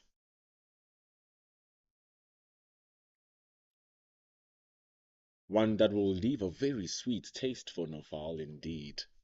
The Tuskers want more of that indeed. Batting spectacularly well. Pledra joining the party is also doing quite decently for himself, holding strong on 18.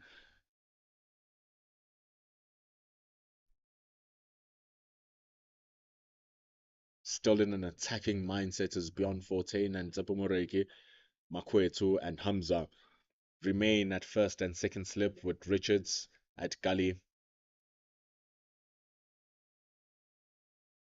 And that's why he has those men there.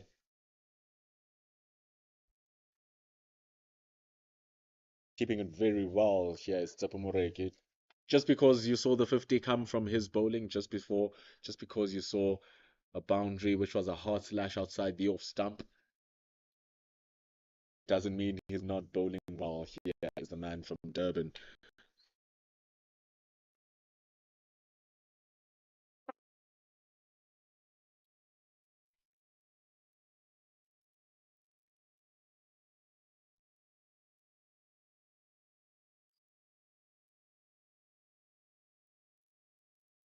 Those are some good areas that he's getting, because he's getting Cleodra to play at those deliveries.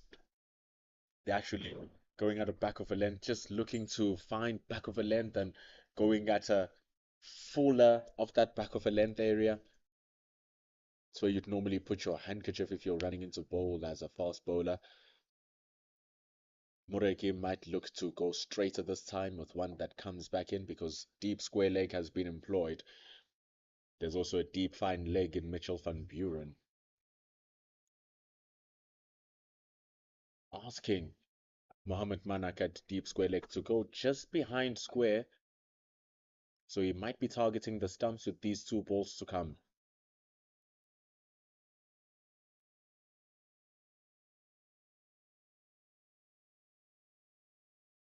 The short ball is good, but the line is not. When you bowl those ones, you want them to come at the face. You want the batter to smell leather. You want him to hear the zzz that will go past his ear. You want him to take cover, or most, most, most you want is for him to play an uncontrolled shot that will go to the man at deep square leg or deep fine leg. But there's one ball remaining from Moreki. Going straight for the stumps. There it is. But Mhletra survives. A good over, a good contest. 50 runs coming up for Malcolm Norfal, and the Tuskers are on 318 for the loss of 8. We're now just 20 minutes away, or rather 30 minutes away, until lunch.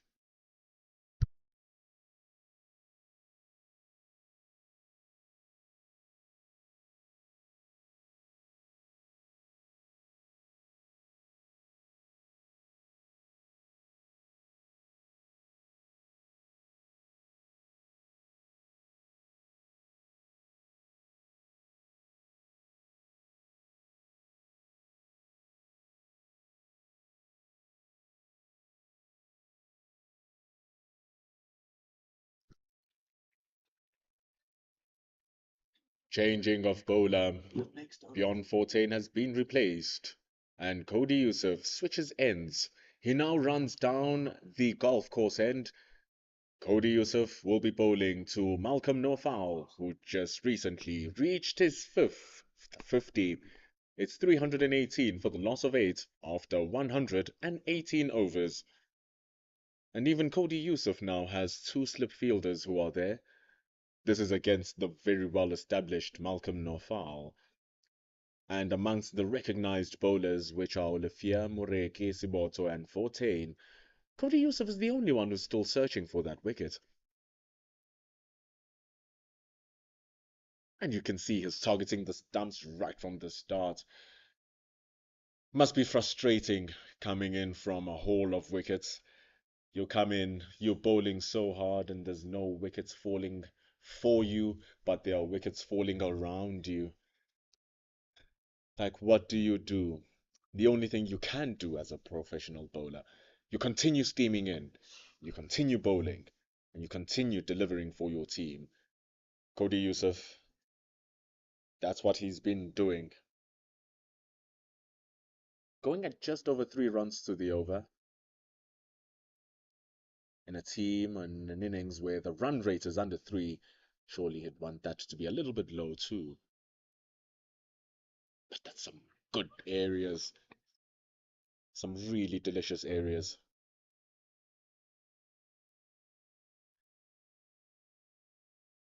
See the ball just tailing away from Alindile Mhletra.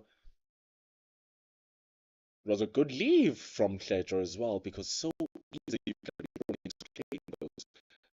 It's important not to use the very same delivery because so often fast bowlers straight after a good ball, good contest. Good work from Mhletra.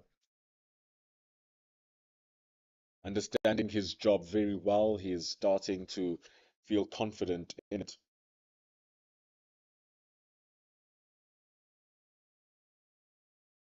73 deliveries.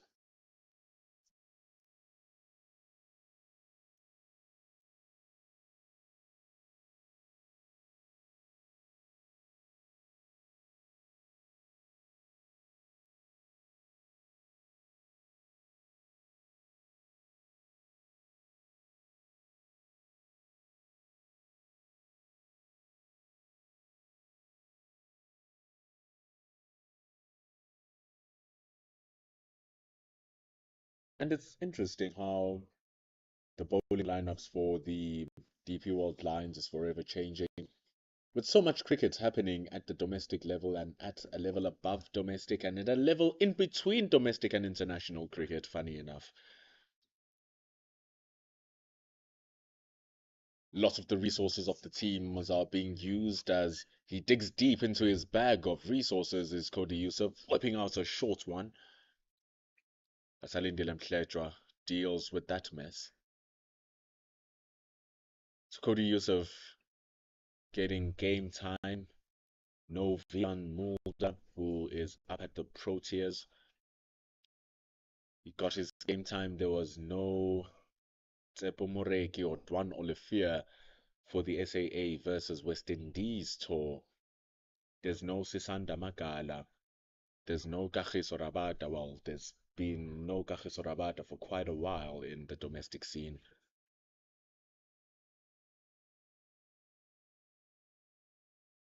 There also is no Luto Sipamla. Such a whole host of batting, of bowling that isn't available for the Lions.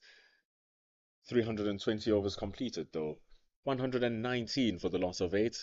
And even without those bowlers available, they've taken 8 against the Tuskers. And as you can see, starting to get a little bit gloomy here. The sun really dissipating. We were speaking with our producers and over before, and there was still some shades of light straying through the clouds. But right now, it's gotten completely dark. Happy times for the pacey bowlers. Hopefully there will be no rain, but there looks to be a healthy spot of blue piercing through around the bull ring. And look at that, the sun hitting right on the place where the action happens. The square lights up as the sun pierces through. Tepemoreki, will he be the recipient of such sunlight beaming down on him, or will it sign and smile gleefully for the visitors of the AET Tuskers? Alindile Mhledra has the answers for us. Tepemoreki with the rock in his right hand. He comes charging down the cornered drive end, still bowling it wide. Doesn't mind trying that up. Goes wide, and then he reverts to the straight one. Sometimes he calls on the short stuff, does Tepemoreki.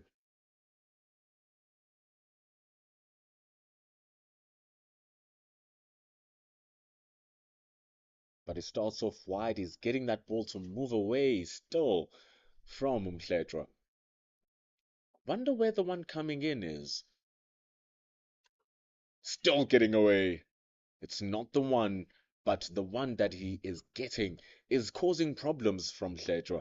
Finally getting him to play at one of those deliveries. The edge, not having the legs to reach Joshua Richards.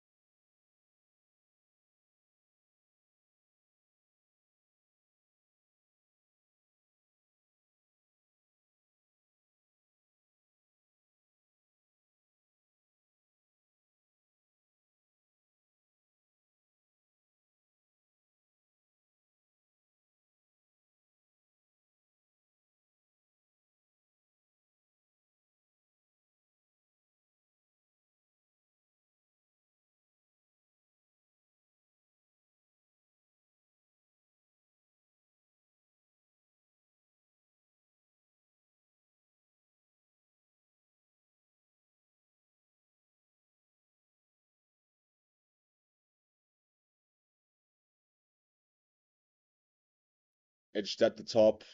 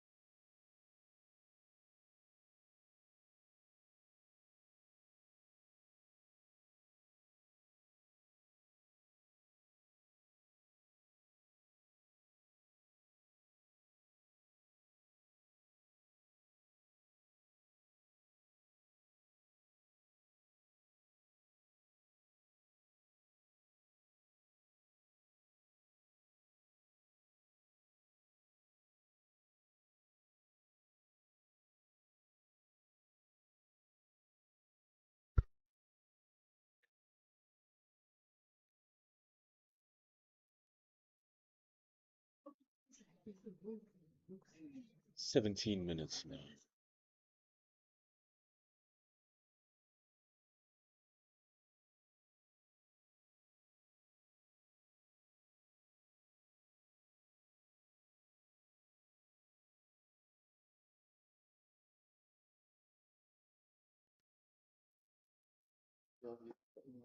So Cody Yusuf now returning, still searching for that first wicket now, with nearly 15 minutes left for the session to come to a close. The cloud cover will come as a blessing to the fielding team. Less sun, cooler air, thinner air. More for the ball to do as it swerves through the air. Fielding team gets to breathe a little bit without having been baked by the sun.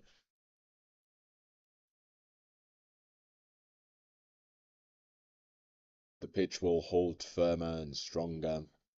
It's not exceedingly hot in Johannesburg.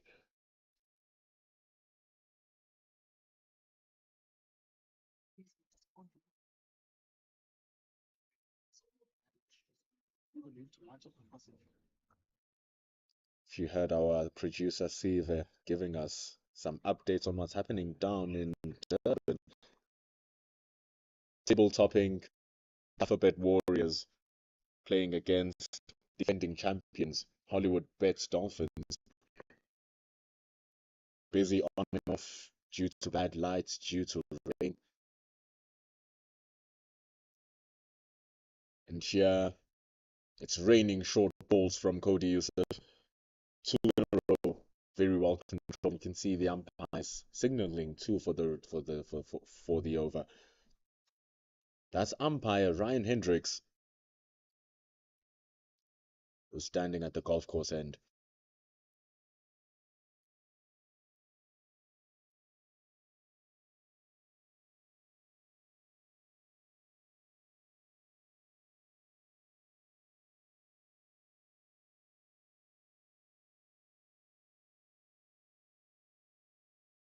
Still with the short stuff, Mhledra is drawn into the shots this time.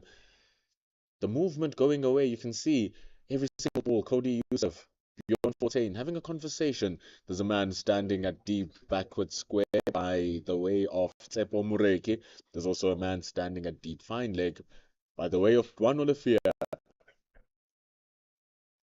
So working up on concocted plan as Wandile Makwetu is stationed at mid wicket.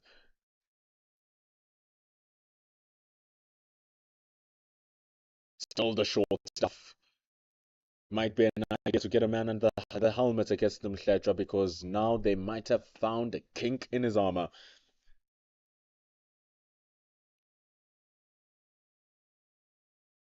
A barrage of short stuff from Cody Yusuf brings the end of 141. The AET Tuskers on 321 for the loss of 8. Salindile cling to 20 runs.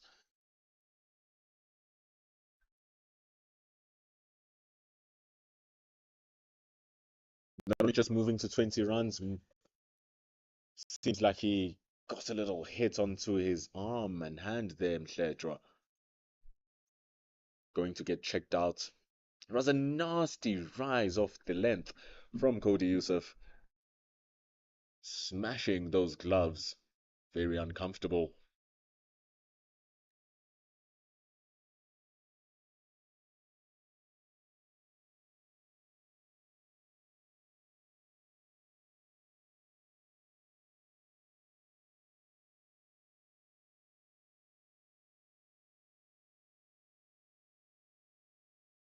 With 121 overs gone, ladies and gentlemen, remember you can watch this game live on YouTube on the Cricket South Africa channel. There are also two other games going on in the 4-day series, that being the Momentum Multiply Titans taking on the Northwest Dragons in Potchefstroom. There's also a game happening down at the Hollywood Bets Kingsmead Oval, where the Hollywood Bets Dolphins are playing against the table-topping Duffer Bets Warriors. All games being streamed live on this YouTube Cricket South Africa channel.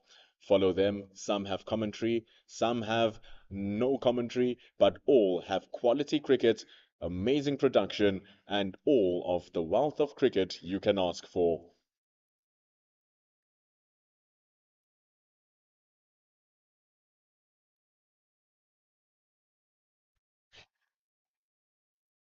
Sirens gone off at the golf course. With the dim lights, the siren has been rang from the golf course. Players moving out of the field. It's 121 overs gone. 321 for 8 is the score. Nofal on 51. Mhledra on 20. Just going to look to find out if the players are going to be taking early lunch, which may be the case. There's just 10 more minutes remaining until the end of the session. But indeed, it has become gloomy.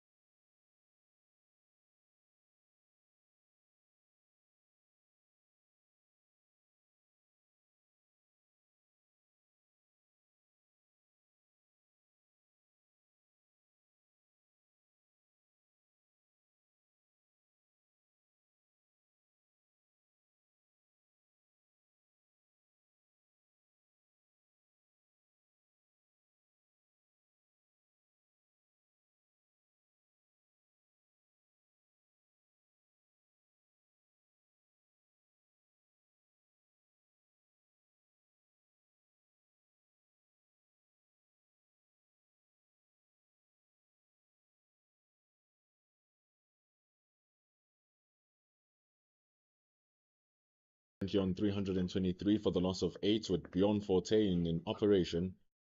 He's the only man who's taken a wicket. And it wasn't just one, it was two in successive deliveries as he was gunning for his third. You can see the reaction. Just the spin. Taking the ball away from the off stump. It was eerily close to that. Lucky enough, the spin. Taking the ball away for Alindile Mhledwa. Still 2 balls remaining. Down the track, and he has lost it. Quick work from Ryan Rickleton. Quick work from Bjorn Fortain. And upon his return, he strikes. Sharp reflexes from Ryan Rickleton as Alindile Mhledwa misses one and is caught stumped out of his crease. That's wicket number 9 for the AET Tuskers, 323 for the loss of 9.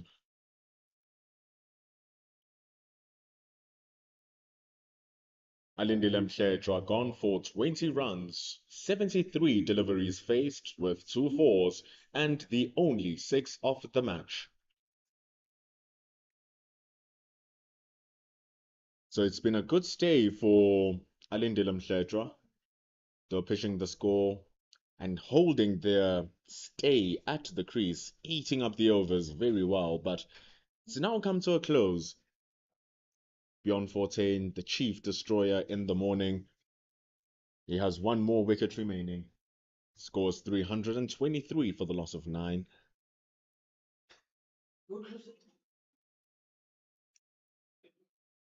Of course, Bjorn Fortain does have a fifer this season. It's not going to happen now. There's already 1 more wicket left. And so it walks in. The last batter for the AET Tuskers, walking in at number 10, is Thando Ntini.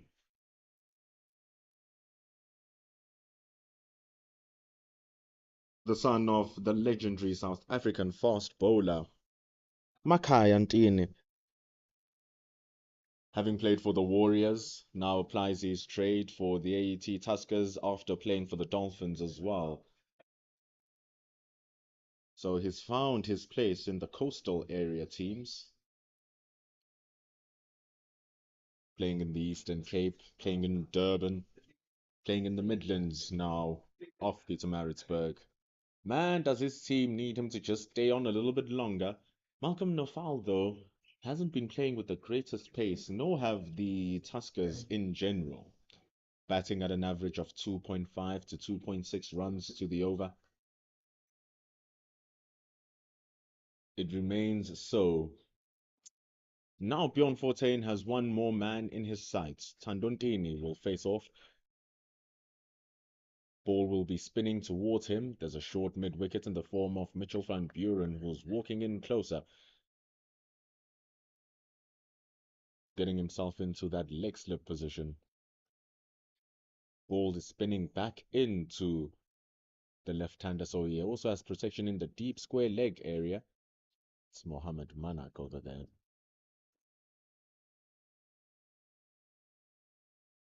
Going for a quick one, but it's well defended.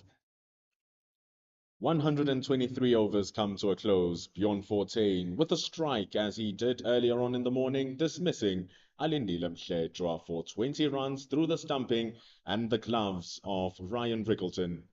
It's 323 for the loss of 9.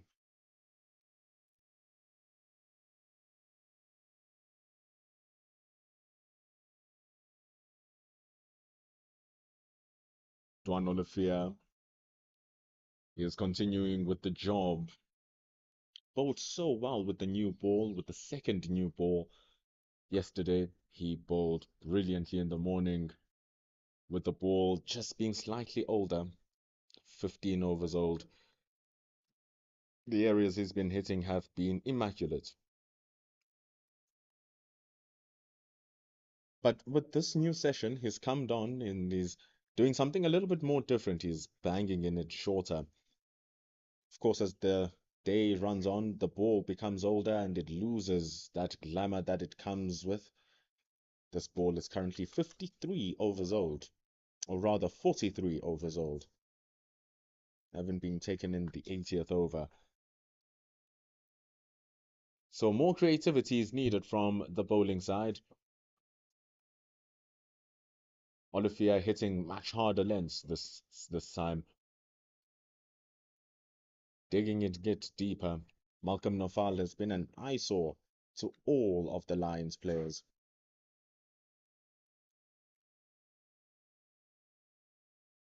And it's one of those moments where you think that you're done with your job. And then the number 8 wags his tail.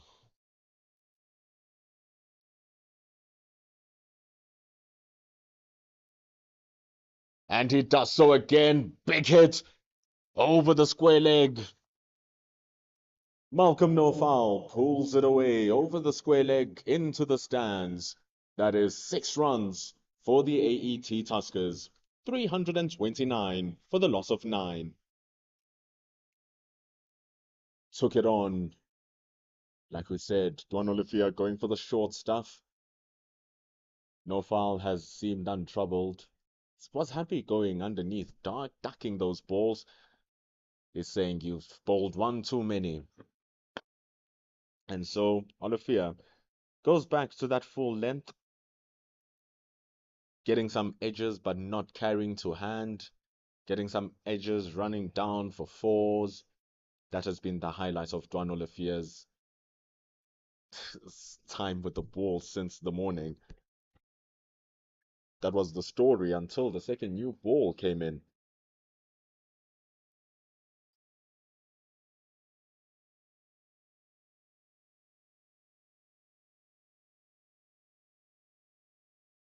And some little bit of shape. Ever so little just coming back to Malcolm No Foul. But Cody Youssef, a deep square leg, could only watch the ball sail over his head for 6 runs, and he retrieves that back. Doing good work is Malcolm No Foul protecting Tandontine.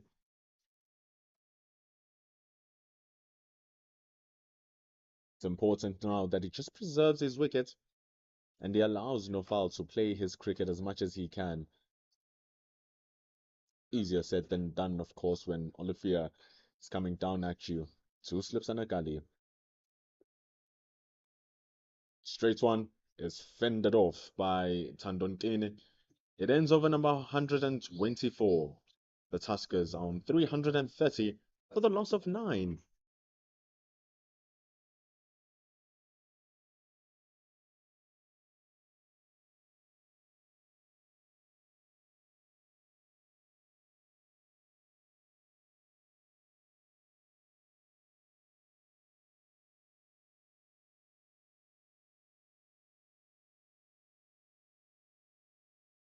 Both teams searching for a victory which they haven't smelt in over a long time. For the AET Tuskers, it's their first time in Division 1, finally breaking away from the shadow of the KZN Coastal Union, the KZN Inland Union, with the restructuring of the South African cricket system, found itself a home in Division 2, changing themselves from the Tuskers, or rather from Inland to Tuskers. And over the series of 2 years, when the new system was in place, they were the best team in Division 2. They since got promotion and now dabbling their feet in Division 1. And even though the first 2 years of the South African domestic structure, those were determined to see who will be relegated and who will be promoted and who will remain. Now that those 2 year periods and piloting of the system have been completed, the relegation and promotion happen on a yearly basis. So the Tuskers in trouble, so are Borland in trouble as well. If there was any time for the Tuskers to grab a victory, it definitely would have been their match against Borland, which they played last week.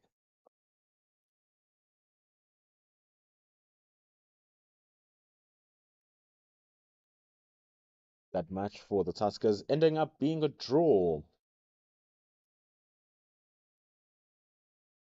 It was just a matter of survival for them as they did so while drawing the match, and Boland couldn't take the wickets. Well, the region of Boland is represented by the Paarl Rocks, and it's just a relaxation now for the Tuskers, trying to keep the Lions out there as much as they possibly can with one more or one more wicket remaining. It's 332 for the loss of 9. There was some rain that took us out of the match since 12 o'clock local time, so we come back after 2 hours and 20 minutes being out. We're going to get the reviewed times for you as time goes on to see what will happen, but we are expecting to play right up until 6 p.m. Just 57 overs remaining for day's play.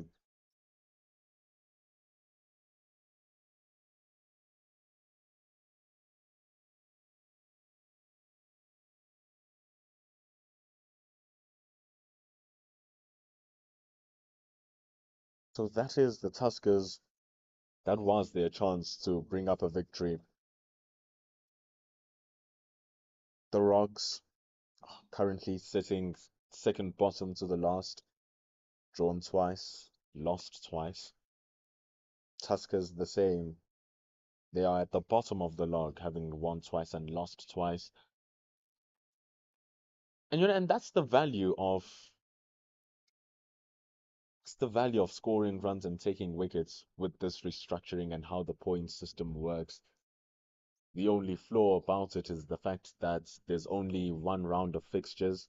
Teams play each other once. You'd ideally want the teams to play a home and away fixture so that you get a full feel of all the grounds when you say, yes, this is the winner. They are the ultimate winner. But the systems don't allow right now, so we do the best that we can. One season you are home, the next season you are away. The Knights were relegated, and in their place are the Dolphins, who were promoted. So last season, the Knights playing in Bloemfontein against the Lions, and right now the Tuskers traveling away to the Lions for this fixture. With Dwanolofia's bouncers coming into action, Joshua Richards takes on the helmet. Zubair Hamza moves himself to gully with just one slip in Wandile Makwetu. 3 balls remain. Short stuff from Dini, popping it up into the air, but the mid-wicket area is vacant. Cody Yusuf was standing at square leg, and they exchanged 2 runs. Malusi Siboto at mid-wicket, or rather Bjorn Fortuin at mid-wicket. Mid-on.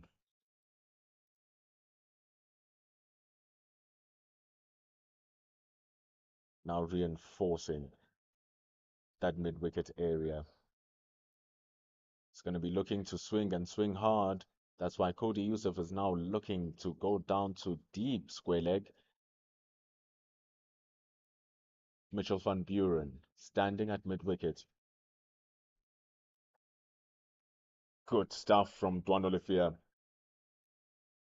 You actually question if they were going to be bringing the short ball anyway. Why not make sure that you open up all the opportunities to grab that wicket? Put in your mid-wicket there, put in your short leg there.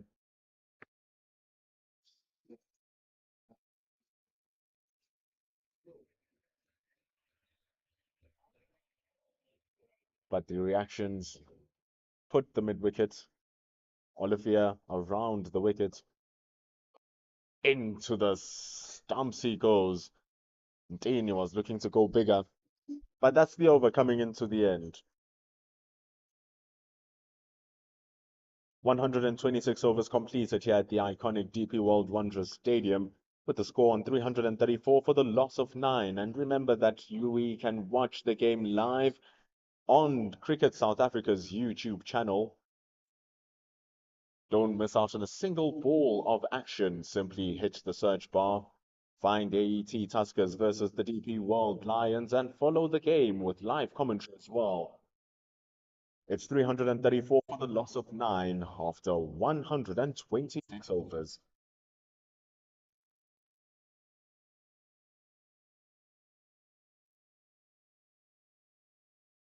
On 14 balls to Malcolm Nofal. The wicket that they're looking for. Because Nofal has just been in so much control. Tuskers needed someone down in the middle and in the bottom to just hold the bottom half of the innings together. Tian Kokamur with his 90, Michael Erlang with his 79. They did a fantastic job right up at the top at number 3 and number 4.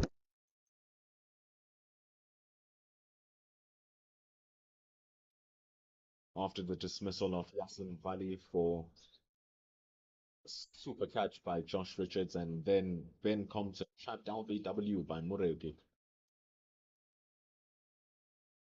Kagiso Rapula tried a little bit, scoring 24 runs. Olivia outdid him. Shackleton gone for 24. And apart from those scores, there really isn't nothing much for the Tuskers to speak of. Fletcher tried a little bit with his 20 runs down at the bottom, but the key to getting to this score for the AET Tuskers has been severe patience. 300 runs are normally scored within the first 100 overs in this competition. Some teams lose all of their wickets for 300 and something without reaching those 100 overs. But Tuskers just taking their time. If you stay there for 100 balls, you're bound to score some runs. It's 127 gone. The score is 335 for the loss of 9 at the iconic DP World Wonders Stadium.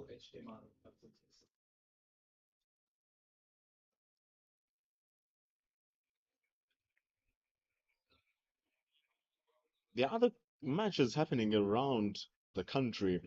It's not just this one. Another Division 1 happening match is the Northwest University Dragons taking on the Momentum Multiply Knights.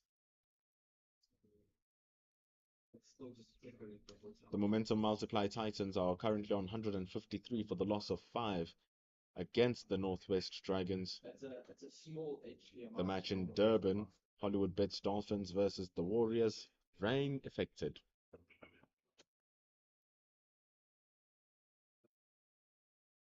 Those are the only two matches happening alongside this fixture we're watching.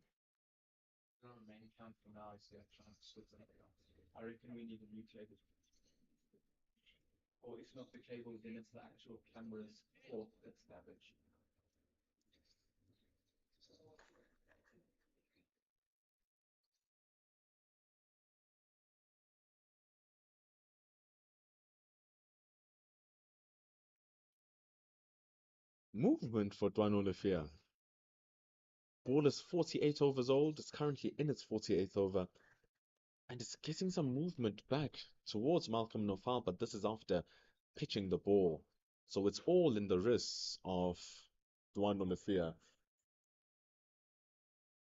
completing his action beautifully.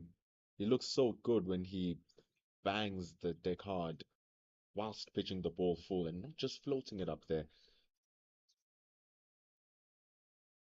Not full enough, just dropped short. Malcolm Nofal testing Wandile Makwetu at short mid wicket. But the ball is squirted through on the right side of Makwetu as they run 2 for 2. Won't mind those old Dwan Olifia. Just sticking up to the wicket a little bit. Not getting the timing of the shots working was Malcolm Nofal.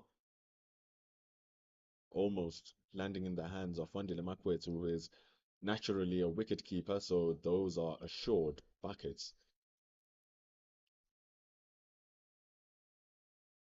Much better shots from Nofal. A flick of the wrist off the pads sends the ball to the boundary through the mid-wicket region. It's 341 for the loss of 9. Stunning looking shots from Malcolm Nofal. That's what we mean when we say that he's in control, and with 2 more balls remaining, his next surge will be for that single.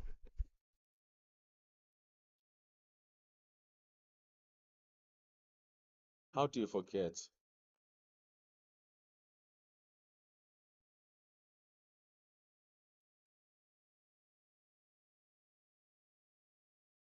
Just going back to his lines. Of course, when you're bowling it short, you want to bang it short, short. Don't want the ball just hanging onto your waist. It's easy pickings. Just a straightening of the arm for Nofal. Swivels his body around and on for 4 it will go.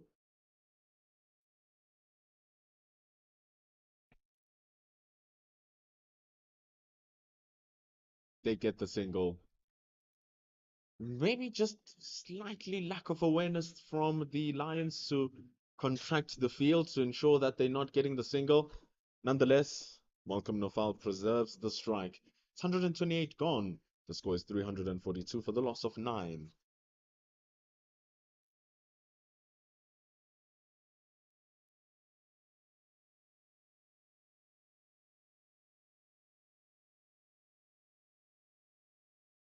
Both these teams against each other will be making some history when it comes to the red ball game. They've never played each other at Division 1 cricket before. So whatever's happening here will be new to the stat sheets. Back when the competitions or the South African structure of cricket still had our semi-pro,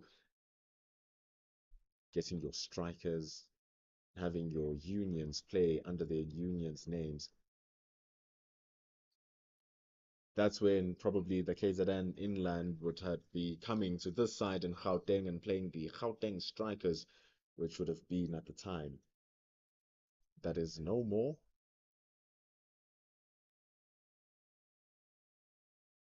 The Lions made up of even teams from the Northwest, and Northwest was under the Lions banner, and they have their own sense of autonomy now, being a Division 1 team. Their first victory in first-class Division 1 cricket, coming against the opponents of the Lions here today, beating the AET Tuskers.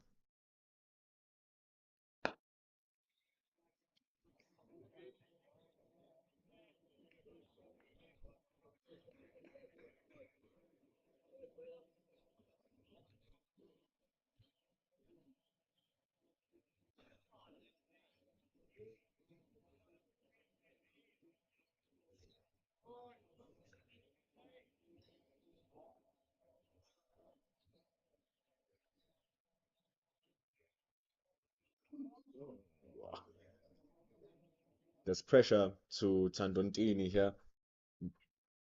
Mitchell van Buren is standing on the strip right next to our playing surface. Joshua Richards also there lingering. There's a good looking spot outside for Bjorn Fortuin to work with outside of that off stump against the left-hander. Good thing is that he has 2 left-handers to aim at.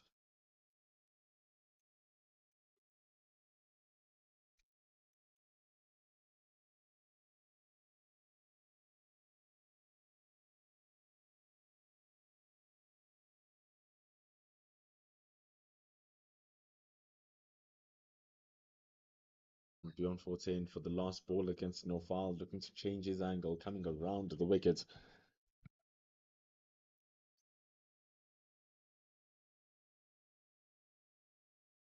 And it's just an easy single where Malcolm Nofal keeps the strike, getting the one.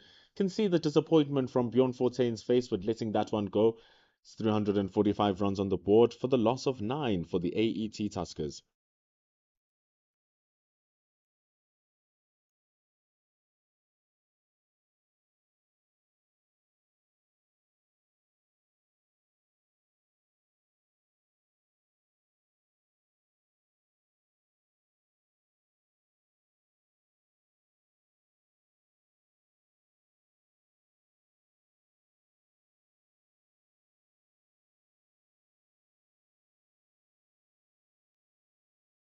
Don Olivier has bowled a total of 28 overs.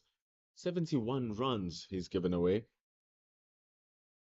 And Duan Olivier getting replaced from the Corlett drive end.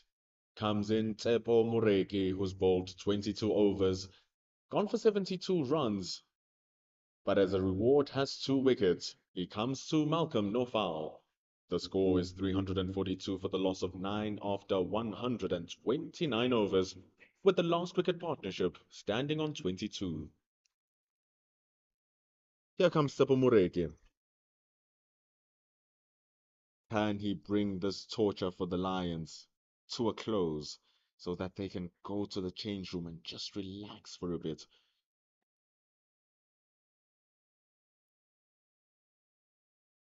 Well, if he carries on bowling there, maybe we might get that wicket coming in soon. Just outside that off stump, but the key is the length, getting it right up there, allowing the ball to do as much as it can before it reaches the batter, but not too full so that it becomes a half volley. There's a deep backward point. It's a man who's standing at extra cover. The cover area is quite open.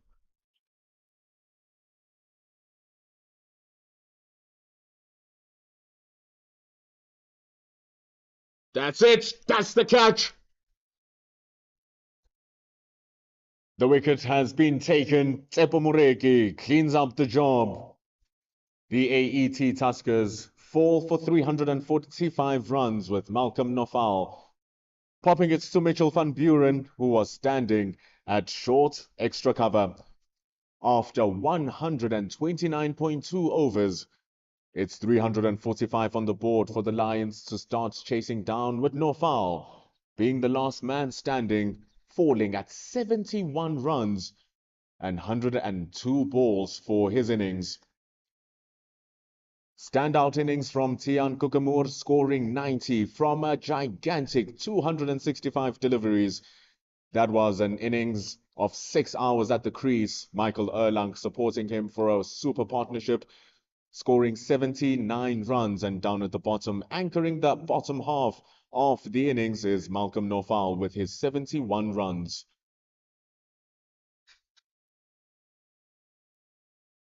Really good stuff from Mitchell van Buren, diving in front of himself to grab that catch. It's fantastic to give Tsepo Moreki his 3rd wicket. Big spells from the South Africans, long spells, or rather from the Lions team, long spells. Pardon me, so used to Tsepo Moreki playing in that SAA squad. But the Lions finished the job at 345 for 10. Will Tsepo Moreki taking 3, Duan Olivier taking 3, and Bjorn Fortuin taking 3. It's a happy hunting ground for the Lions. Will they make it back and score these runs after losing 2 hours of play? We'll be back in 10 minutes at the churn of the innings.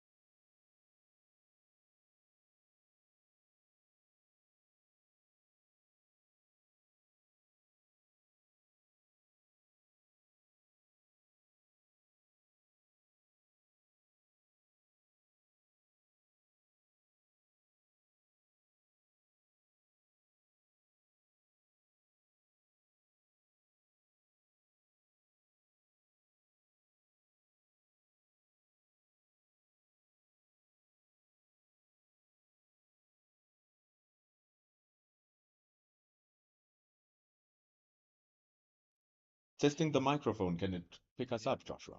Got you. Wonderful stuff. We come back for the new innings. It's 345 runs that were posted by the AET Tuskers.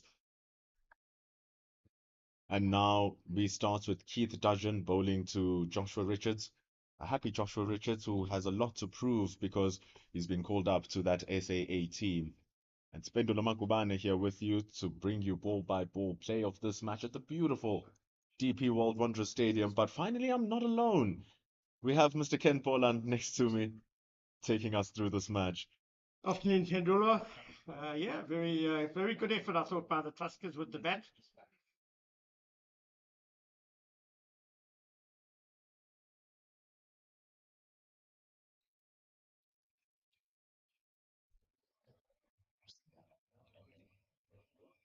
It was a good effort. It was an effort which required a lot of patience, not only from the Tuskers themselves in terms of their batting, but also a lot of patience from the bowling team who didn't have to rush a lot. And now, for the first time, we'll be seeing the debutant, Mohamed Manak, taking strike against Keith Dudgeon. It's 4 for no loss. So there's a lot in the shoulders as well here of Manak replacing the ever so reliable Dominic Hendricks. Yeah, the captain himself not playing in this game. He's had a fairly torrid season so far.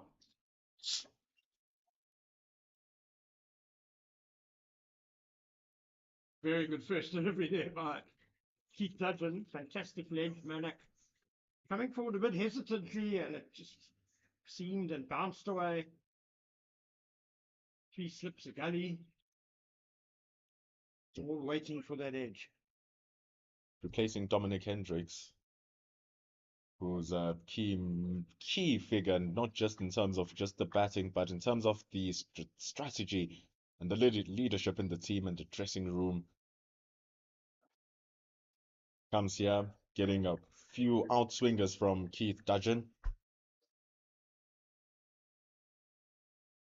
It's gonna just have to deal with the chatter from the AET Tuskers. 3 slips, all having a go, chirping, talking.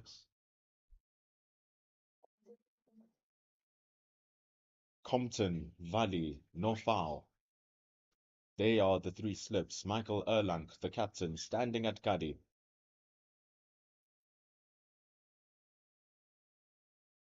Just giving him a little bit of problems outside that off stump. It's a great channel, isn't it, from Dudgeon? He's probing away there. It's a tough channel, just outside off stump. Should I play? Shouldn't I play? Manak would obviously be nervous on debut as well. It adds to a tough time for the young matches at this ball. And the thing is, on top of that, the surface might have a different reaction due to the fact that it was under the covers, under the rain for 2 hours. It was pouring down, also some lightning in the area. But it seems to still be coming on true. Yeah, the pitch would definitely have spruced up a bit, I imagine, in the interim. So the rain came at a good time for the Tuskers. It's just the clouds seem to be dispersing a little bit as we see the end of the first over. Scores 4 for no loss. I know that a lot of the cloud we see at the moment is cloud that has really dumped their loads on the Wanderers and are moving away. But behind us, there are still other clouds, looking ominous. So both teams, I think, will be hoping to make the most of whatever play they can get in this afternoon. And to make sure that that happens, Tandundini comes and partners Keith Dudgeon running down the golf course end, and he'll be bowling to Joshua Richards. The score is 4 for no loss after 1 over. And with that deficit now in 341 runs, still a big number, that, if you look at it. Yeah, Lions just need to bat and bat and bat today. They need to try and build partnerships here at the top. They're not worried too much about the score. Bat through the stumps. 49 overs left in the day. Short and wide, crunched. That's a fantastic stop from John Serapulana. There's a reason why they call him Jonty. There's a reason why he stands at backward point. Oh, I did very well to save that one. That was 4 runs all the way. Struck fiercely by Josh Richards. Incredible. You can see Rapulana is in actual pain. It was a crunching shot, but Tandondini there, a little bit loose. It's his opening delivery. Just getting himself into the groove.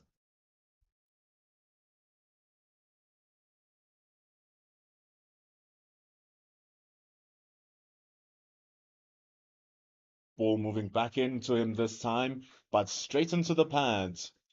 Tucked away by Joshua Richards, and it runs to the square leg boundary for the first boundary of the innings. It's 8 for no loss. Yeah, it was beautifully timed by Richards. Some late movement from Tando and Dini. He would have been pleased to see that, but it was 2 leg side, and wow, Richards timed that beautifully. With the first ball from Dini also being so wide outside the off stump, just looking to bring it back into the middle. Compensating a little bit too much, worse off by that movement. It's the one he wants. It's edged. Joshua Richards is gone. The edge taken. The edge taken. And Joshua Richards is dismissed for 7. Tandondini gets number 1. It's 8 for 1. That is a nut and a half from Dini. Getting the first 2 wrong and getting it right the next time. Beautiful delivery. Just in the right place, just inside off stump. That really leapt off the pitch. Zipped through beautifully, and Richards, you could see he wanted to leave it at the last instant. He realized he was in trouble, but he was too late. And he's crestfallen as he walks off the pitch back to the change room. And I think he would say himself that it's been a bit of a poor season for him by his high standards. Just a couple of half centuries for him so far, and now out for 7. And it's a disappointing end to an innings that he would have wanted to take much deeper. One of the most talented top order, one of the most promising opening batsmen in the country, and we hear the roar of frustration as he walks up the tunnel. Absolutely disappointment from him, celebrating his 25th birthday yesterday. Would have wanted to kick on with the match coming on against India A, but a man who's in fine touch. Walking in at number 3 now for the DP World Lions is Zubair Hamza. He's been phenomenal, scoring 98 in his previous outing. Just couldn't convert it into 100, but he does have 100 in the SAA team when he was playing against the West Indies. So a man who's in incredible touch. He's been batting beautifully, and I will say I think he was a bit unfortunate to be given out LBW on 98 down at Kingsmead. So he'll be very determined to get another 100 for the Lions here today. See, now the Tuskers are up in arms, talking, speaking. But the thing is, it's that 98 against the Dolphins down at Kingsmead. Right here, when they were playing the Northwest University Dragons, he did score that beautiful 118. Oh, glorious bowling this from Tandondini. Wow, there was LBW, there was caught in the slips, there was a lot of possibilities for Ntini there as he jagged that one late. Back into Hamza, he just got a bit of bat on it, and it dropped just short of second slip. That was a superb delivery again. It's fiery stuff, and it's backed up by all of the chatter from the Tuskers. It's so loud, he cannot not be riled up. It's a phenomenal start. Hamza, we just need to take a few breaths in.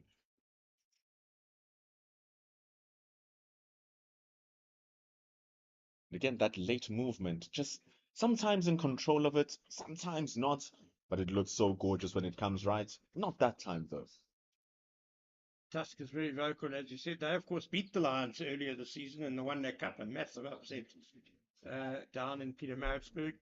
Things haven't gone quite so well for them since then. But they'll be remembering that day, and they'll know that they can beat this Lions side. They'll be full of confidence, and they've got a good score on the board. Ah, but the thing is, now you sit and you look at 345.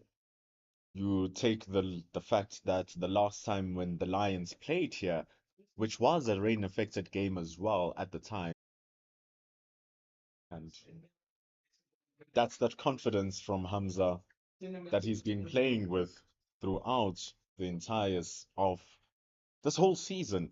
Even the little scores that he scored, the 30s that he's been scoring, that was especially in the SAA tour, they were good-looking 30s against the West Indies. And prior to that tour, it was more runs as well, with the 60 in the first game and the 118 against the Northwest.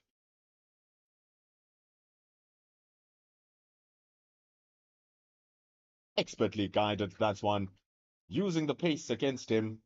It runs down to the third man boundary by Zubair Hamza's beautiful hands, and it's 4 runs, 13 for 1. He always looks good, Zubair Hamza. He could make 5, and it will be a good-looking 5. That was a lovely shot. Great skill to play it so late, to get over the bounce. Superbly placed. Just a little bit wide from Keith Dudgeon. So risky with the new ball because it pings off the blade. Even the best fielder in the Tuskers side, Rapulana, couldn't do much with that. Just missing his control a little bit. Tends to happen after being hit for a boundary. Nicely played there by Hamza. There was some good bounce there from Dudgeon. Just a little bit leg side-ish, and Hamza managed to get inside it and nicely glanced it away to fine leg. Something you'll have to be cognizant of again is the fact that there is that man who's standing under the helmet, just waiting. You can see him practicing his dives. He's off your screen.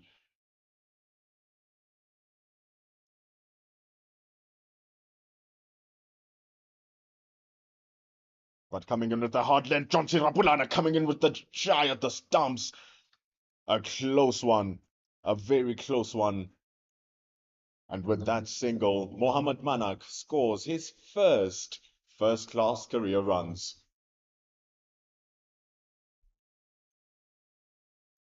Some applause from the stands next to us. I think he may well have a bit of family here today watching. Of course, the Manak surname not one unknown within the Gauteng cricket. Famous Very known. cricketing family. There's one name coming into mind will be Hussein Manak, who is the SABC commentator. Over coming to an end, it's 15 for 1 after 3 overs.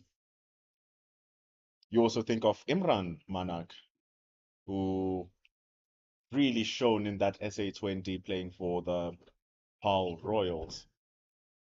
Tall spinner, started his trade here, but now has since moved. Yeah, useful cricketer, Imran Manak, and a very good white ball spinner. I'm a bit surprised that he hasn't played more within one cricket. Also a handy fielder as well. We saw that with Mohamed Manak, really good in the field. But here's Ndini. Gets very saucy and spicy delivery. Man, is this good stuff. Not sure what that hit, but there was definitely a sound. And Ntini was interested, but no support from behind the wicket. If the bat just brushed the pad, or yeah, again, a tremendous delivery. It's not easy out there with the ball coming back in. It's not easy out there with so many eyes watching you as Mohamed Manak making your debut. It's not easy with the Tuskers talking so much too.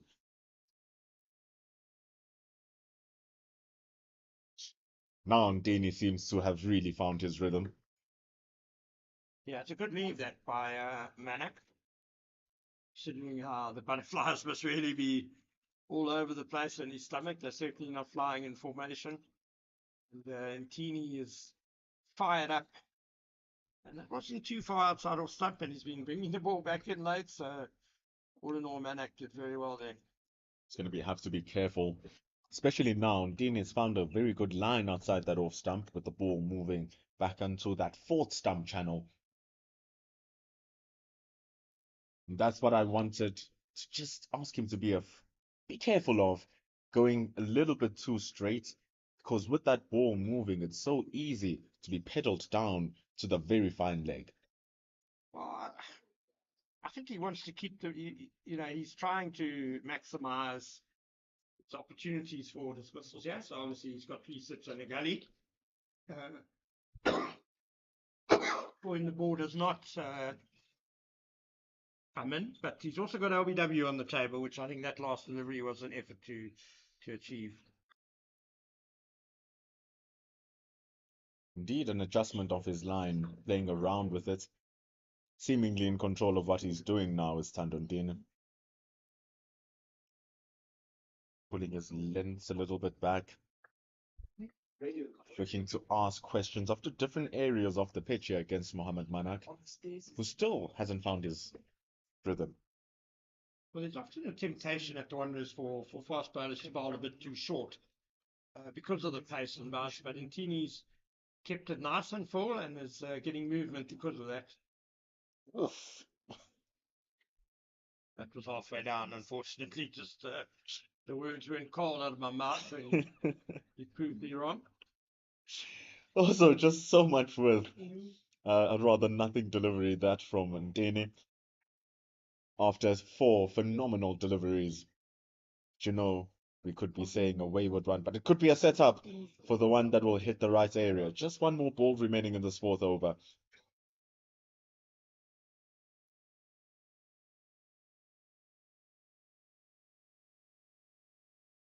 That's the one. That is such a wonderful delivery. Giving troubles to Manak, but it ends the over as he survives. 16 for 1. I thought Manak played that pretty well, actually. The bat was certainly not well in front of his pad. There wasn't much of a gap between bat and pad either. So he had that late movement and covered. Sure, it took the inside edge of the bat. But it was solid defense by the young man, and he gets a single for his troubles. He's now on 2 under par, 16 for 1. That run rate's the big difference. The Tuskers were batting agonizingly slow, going at around 2.5 to 2.7 runs to the over. That's probably going to be one of the differences we're going to see from the two teams. Yeah, I can understand the Tuskers scoring rate though, because they're a struggling team. They're struggling to avoid relegation. The batting probably doesn't have that much confidence, and the quickest way to get themselves out of the game would be to overextend themselves on the first day and get bowled out cheaply. Instead, they've batted for 1.5 days and put a really good score on the board. It's a very impressive score indeed. And on top of that stay from Tian Kukamur, batting for 220 odd deliveries at number 3, scoring those 90 runs. Such a critical innings, though from the outside looking in, like, oh, this guy, what is he doing? But a 6-hour stay, just controlling the innings around you is such a crucial part of the game. Yeah, now Michael Erlang was obviously able to bat around him. A very good partnership there. Break appeal, Keith Dudgeon strikes. Mohamed Manak, the stay is not a long one. Trapped in front of the pads. He loses his wickets, Mohamed Manak, to Keith Dudgeon's bowling, and it's 16 for 2 after 4.2. I think Mohamed Manak will query the bounce, whether it was going over the top, but he didn't really get a good stride in forward. Didn't really get a long way down the pitch. It was certainly pretty straight, that delivery from Dudgeon, and Manak paying the price for not getting far enough forward. Really good work from Keith Dudgeon. Tough debut from Mohamed Manak, who really never looked settled in the crease with his scoring. Yes, he was trying to be confident, take it on, trying to leave while outside the off stump, but unfortunately, Keith Dudgeon getting him one with the one that moves away from his bat. LBW. That's the end of the session as well here, Ken.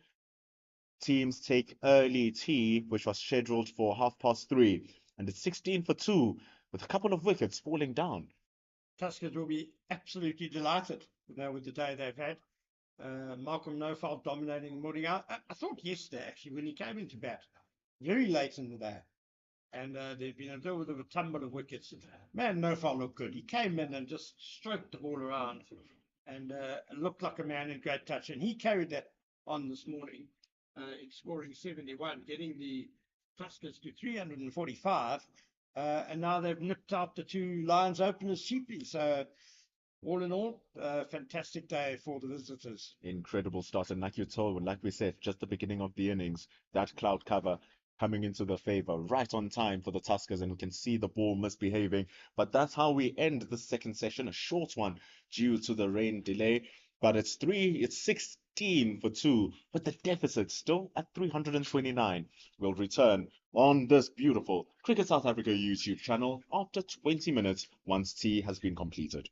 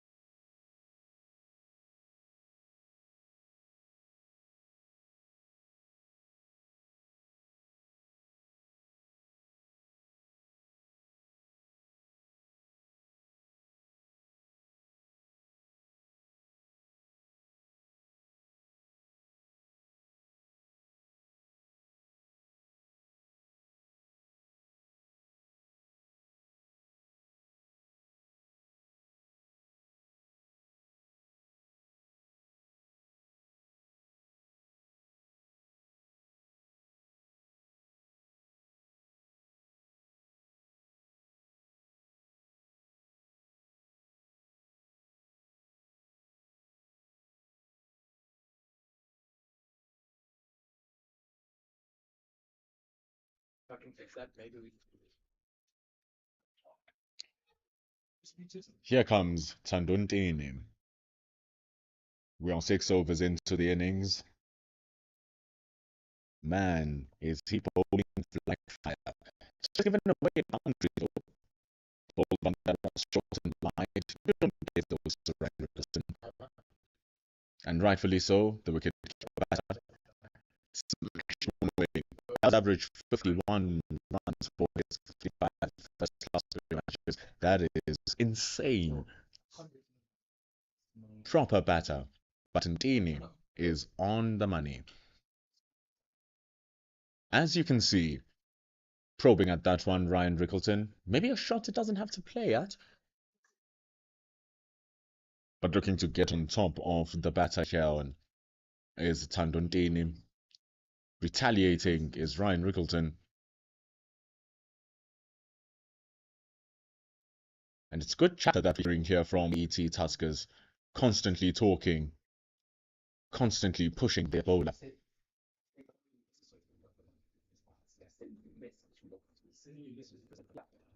Fuller closing the face of the bat is Rickleton, and he squeezes away a single to end over number 6.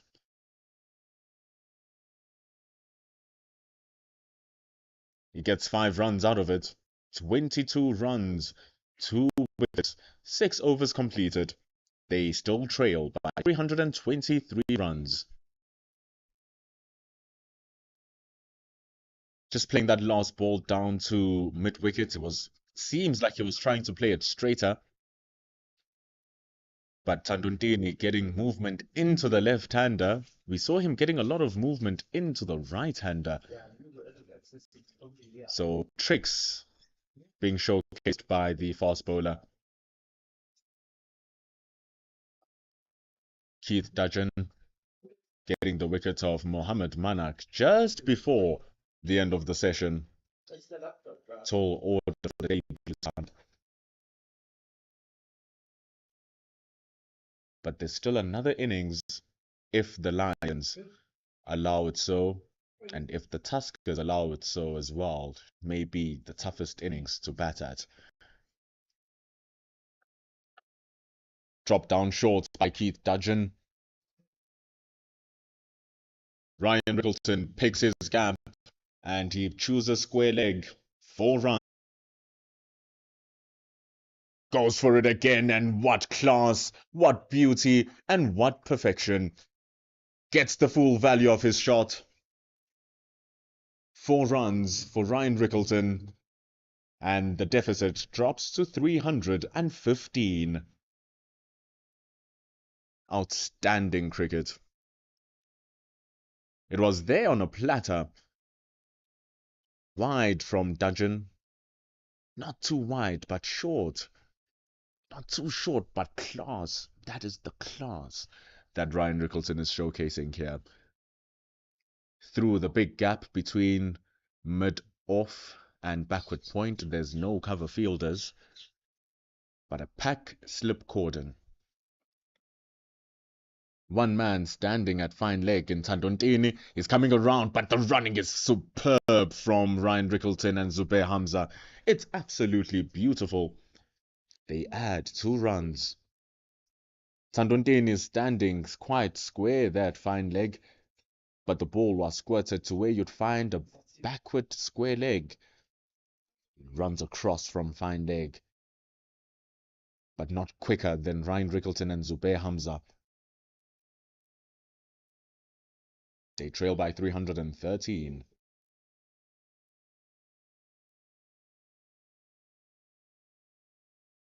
Oh, very risky. Leave that. Hiya. Jagging back, coming to Rickleton. Seems like it kept a little bit low as well, but whew.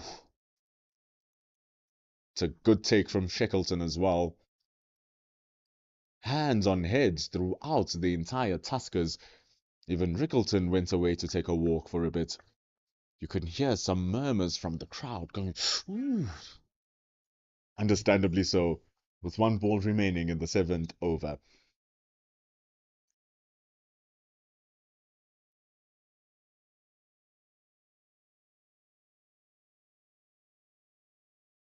On that back of a length, onto the back foot, Ryan Rickleton's places it between that backward point and mid-off.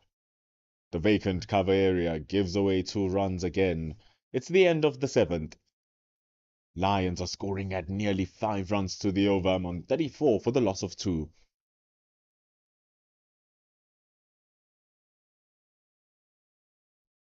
There'll be some sense of encouragement here for the Tuskers that both these batters are looking to play their shots, given the fact that they've already taken 2 wickets.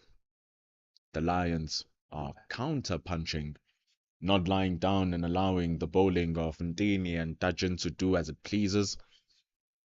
Certainly not Ryan Rickleton. He's on 18. The partnership also on 18. Zubair Hamza's on strike. He's on 5.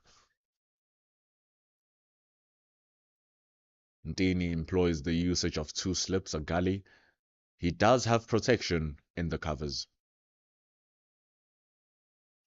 Oh, it might be coming back into Hamza's pads, but drifting way too down. Starting it straight on that line. The movement into the right-hander, beating the inside edge. But also, from the eyes of umpire Hendricks, beating the leg stump as well. Encouraging start from Ndini. Bowling it juicy and full.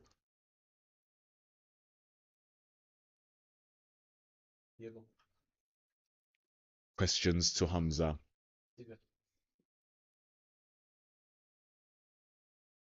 Yeah, it is. I've just checked them out. Just drifting a little bit too straight this time, doesn't Ndini? Come back for number 2. Brilliant running. Take a bow, Hamza and Rickleton. Doing a beautiful job. Ndini attacking the stumps, the ball talking a lot from his wrist.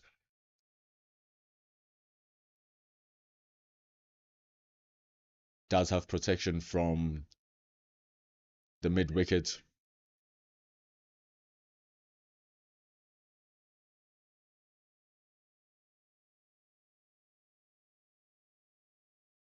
Just the man removing the pads.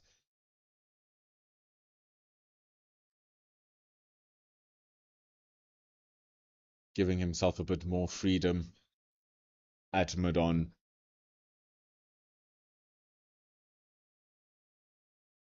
Tando Kumalo, or Tami Kumalo rather.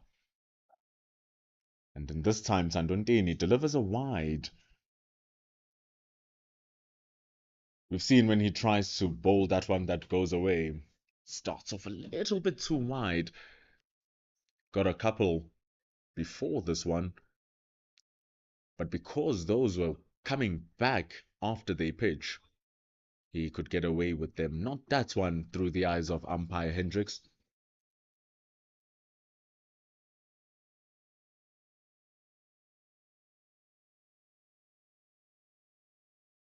That's the one he's looking for. The line back into an area that forces Hamza to play it straight or play it into the V. Wants him driving through those cover areas. Extra cover is an open area. But he has to be careful. Zubair Hamza has amazing wrists and an incredible temperament for the game, and currently in fine form. Seems like he almost got the edge. What is form when the ball is also in its finest? Ndini.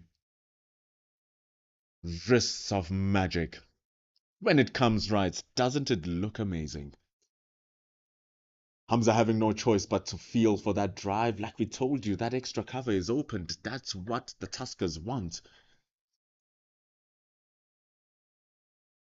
Whew. Good stuff.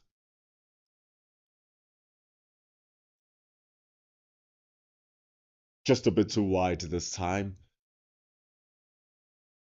Would have been interesting to see a variation of the same delivery.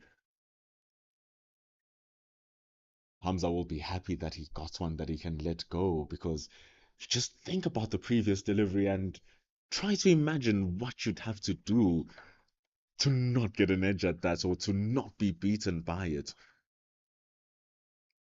Some few jaffers, and then a few loose ones from Dane.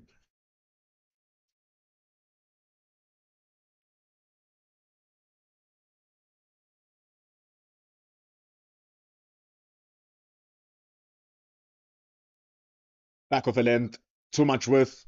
Hamza has the last laugh in over number 8. The last ball gives it away, and it's 4 runs to Zubair Hamza. The deficit falls to 304 after 8 overs. It's great work from Hamza, but equally just as good from Dini, letting it go right at the end. Right at the end. But this is the contest you find in first-class cricket. This is why we love it. The bowlers enjoying it, the batters enjoying it. Ryan Rickleton looking strong on 18, facing off Keith Dudgeon, who outdone Mohammad Manak.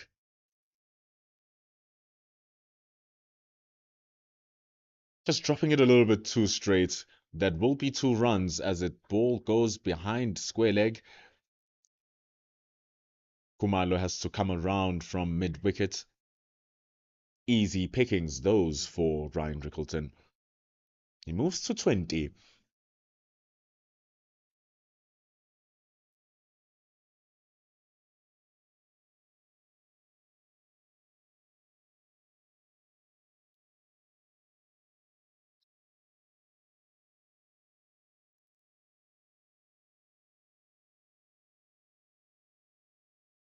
Throwing a different length here is Keith Dudgeon.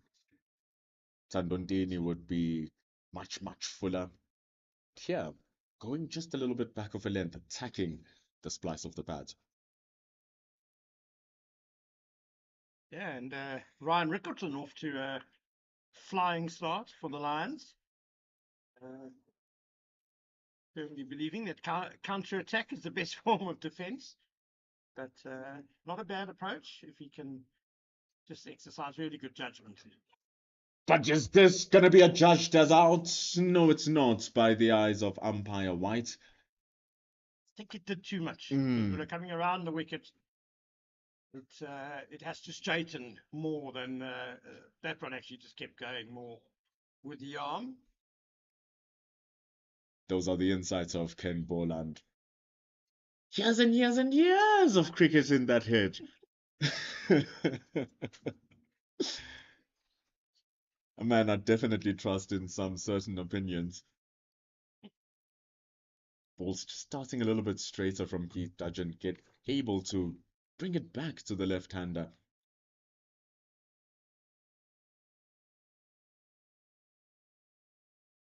That's the one, Ken. Yeah, good cricket all around there. It's a nice delivery from Dudgeon. Very confidently played by Rickleton. Nicely forward, middle of the bat, solid defence. Just didn't look like there were any cracks in that defence there by Rickleton, but it's a good contest, this. It's brightened up a bit, I think. There's a bit more sunshine over the pitch, so the Lions will certainly be hoping the conditions ease a bit this afternoon.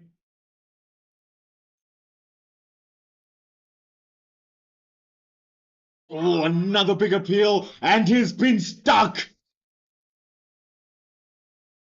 Keith Dudgeon strikes again with another LBW, this time to Ryan Rickleton. He's gone for 20 from 20 deliveries. It's 43 for 3. Well, I'm not sure what Ryan Rickleton was trying to do there. He got into a bit of a mess with his footwork, got into an awkward position. But, he seemed to be struck quite high on the pad. And the wonder is, normally a venue where bounce is always a factor. Brad White, the umpire, played a lot of cricket here, played for Transvaal, so he would have known that. Perhaps it's just our angle looking quite steeply down on the pitch.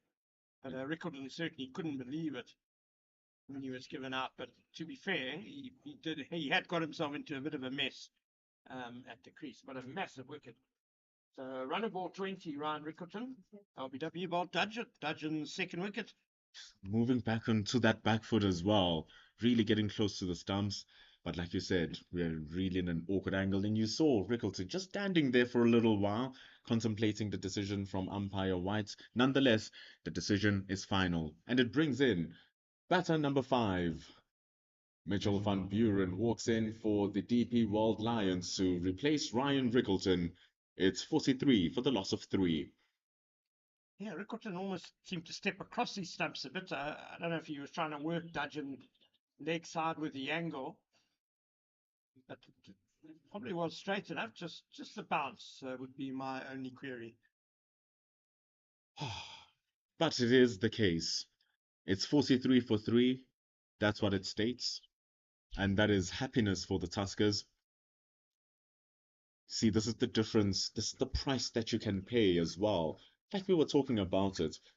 The Tuskers really applied themselves and batted for long and deep, dug deep, not to give it away, batting at 2.5.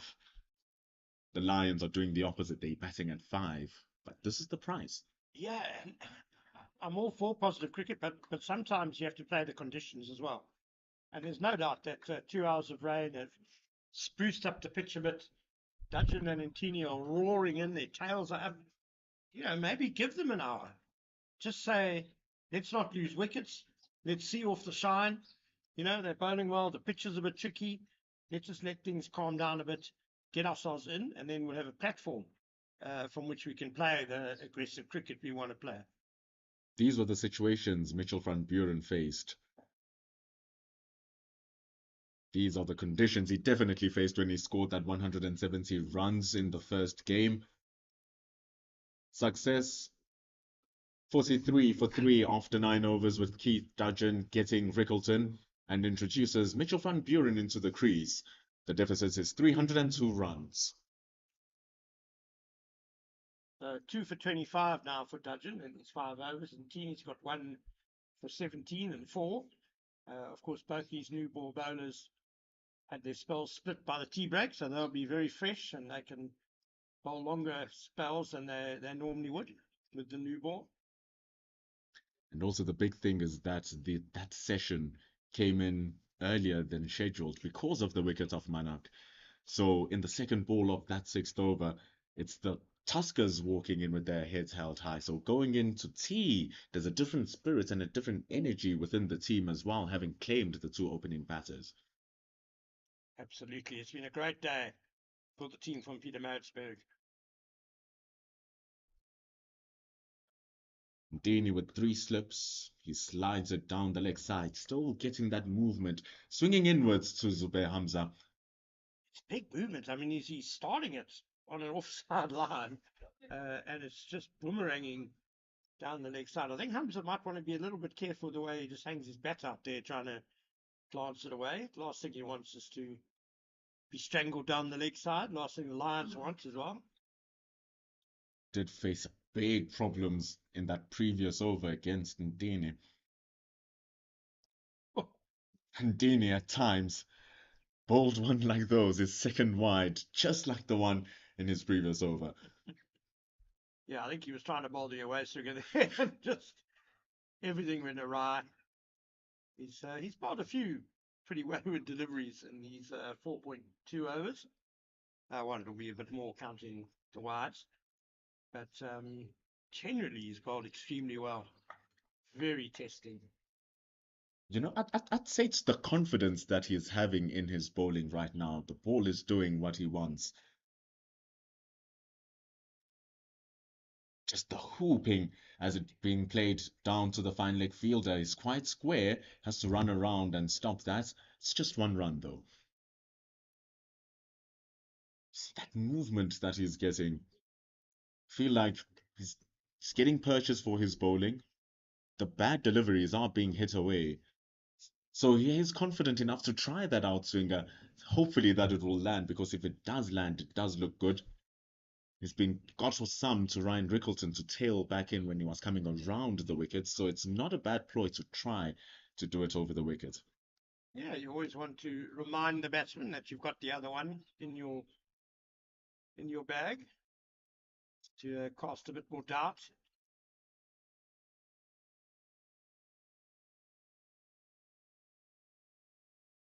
But it takes me back to a story of Jimmy Anderson because he's a natural away swing bowler and how it took him a couple of years to develop his in swinger and for him to be confident enough to actually deliver the in swinger in game and consistently, and how Mutaya Muralidharan took 6 years to develop the doosra and then for him to be confident enough to use the doosra in the game. So it's a process. Yeah, most bowlers have what's called their stock delivery, which is what their action sort of naturally produces.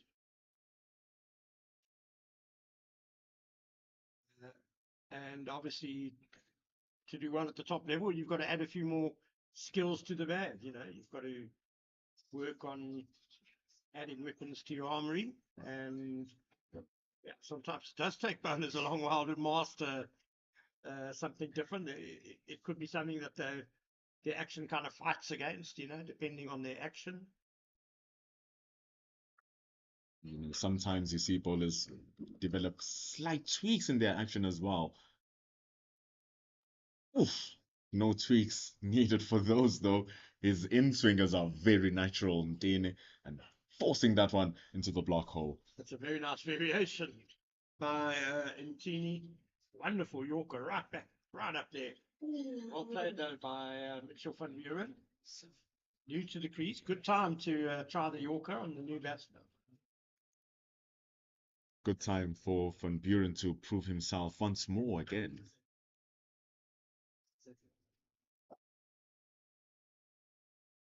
Oh, just going down the leg. That swing, a little bit too exorbitant, but that brings the end to the over. Apart from the shadows of the various pavilions around the Wanderers, the entire field now is bathed in sunshine. It's a beautiful afternoon developing. There are still clouds around, but things are looking optimistic for the rest of the afternoon here. Stark contrast to what we had a couple of hours ago. Thunder everywhere, rain falling, covers were in, but such is the drainage and such is the quality of the outfield of the DP World Wanderers Stadium, amongst the finest in the entire world.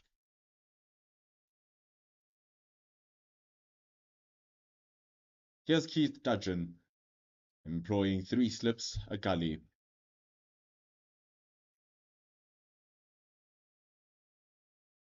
You're saying, looking good, just playing that to Rapulana at backward point. Dudgeon just popping it wide, but remembering there's always protection, but also there's always that one that can be mistimed. Like you said, there's more juice in the surface, there's more bounce in the surface as well. You see the assistance with the ball zipping around. Those 3 slips are not there for just decoration. Mm-hmm.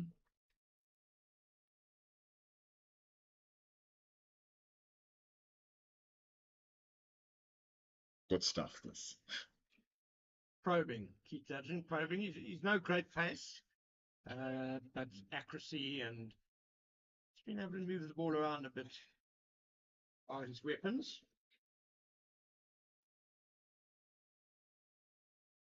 And an experienced campaigner now, Dudgeon. Been seeing Bulelo Budaza just on the side of the field doing 12th man duties for the Tuskers.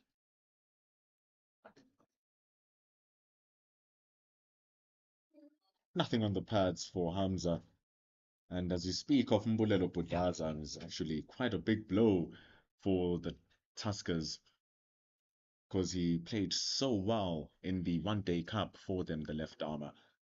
Yeah, well, he was the guy who destroyed the Lions mostly in that opening game when the Tuskers beat the Lions. And not long afterwards, he started suffering injury problems, which has been a great pity because he really was bowling extremely well. So let's hope he can be back on the field soon. Presumably he's close because he's named in the squad. He's doing 12-man duties. The way Tundo and Tini's bowling, not sure he's going to take his place. Or Dudgeon. We've still got to see Mlekwa bowl, excuse me. Third time lucky today. So maybe it'll raise his game. Seeing the left arm quick on the side of the field. These are actually good problems for the Tuskers and might be causing problems for Hamza here. Deep backward square now being employed. Drifting down the legs is Keith Dudgeon. I wonder if they're not bowling for that little strangle down the leg side. There've been a few balls now down there. It doesn't look entirely comfortable. His body's kind of going in the opposite direction to where he's trying to where his back's going. So his balance isn't great when he's trying to play that leg glance, which is usually the problem when you do just get a tickle on it. Both the deep square leg and the fine leg are, well, the square leg especially is sort of 20 meters in from the fence. One that goes away from Dudgeon. It ends over number 11. It's 45 for 3 as he completes a maiden over. It's really good stuff. As I was sitting here looking at that strangle, as you speak about it, you do seem like he's not getting the connection that he wants with the ball straying down the leg. And wouldn't you want to see a leg slip as something that is something innovative and something for Hamza now to think about and so how to play that particular ball? Yeah, I guess if you really wanted to target that particular shot, you could certainly. It might stop him from playing it, of course. That's the counter argument.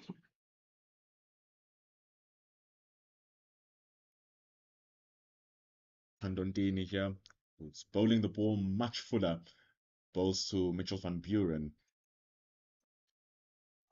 Starts off really well.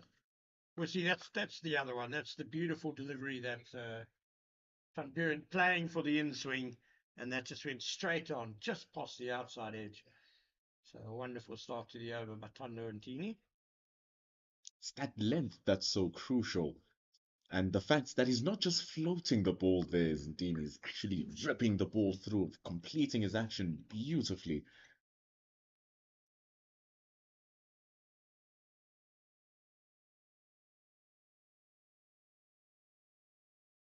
When you get a bowler who's going to be able to do that, so many revs being employed on the ball, so much it can do for you through the air once it bites into the pitch, especially when the conditions and the condition of the ball as well are suited to your favor. Yeah, Tundo and Tini, he's quite a lithe man. He's tall and slender. He's 23 years old now.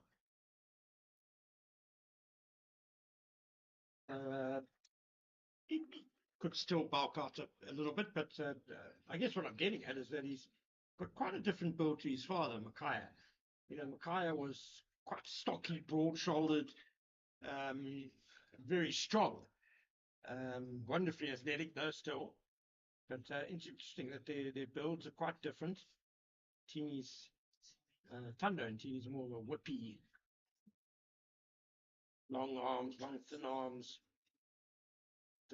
Just looks sort of naturally quick.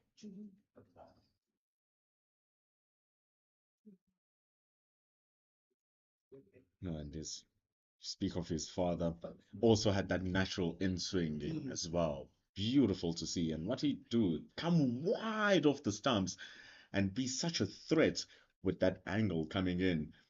And I'm trying to think, wouldn't it be a great idea to see if he could use that as well, Tandondini, to just fool the batters and make that straight one an even bigger weapon.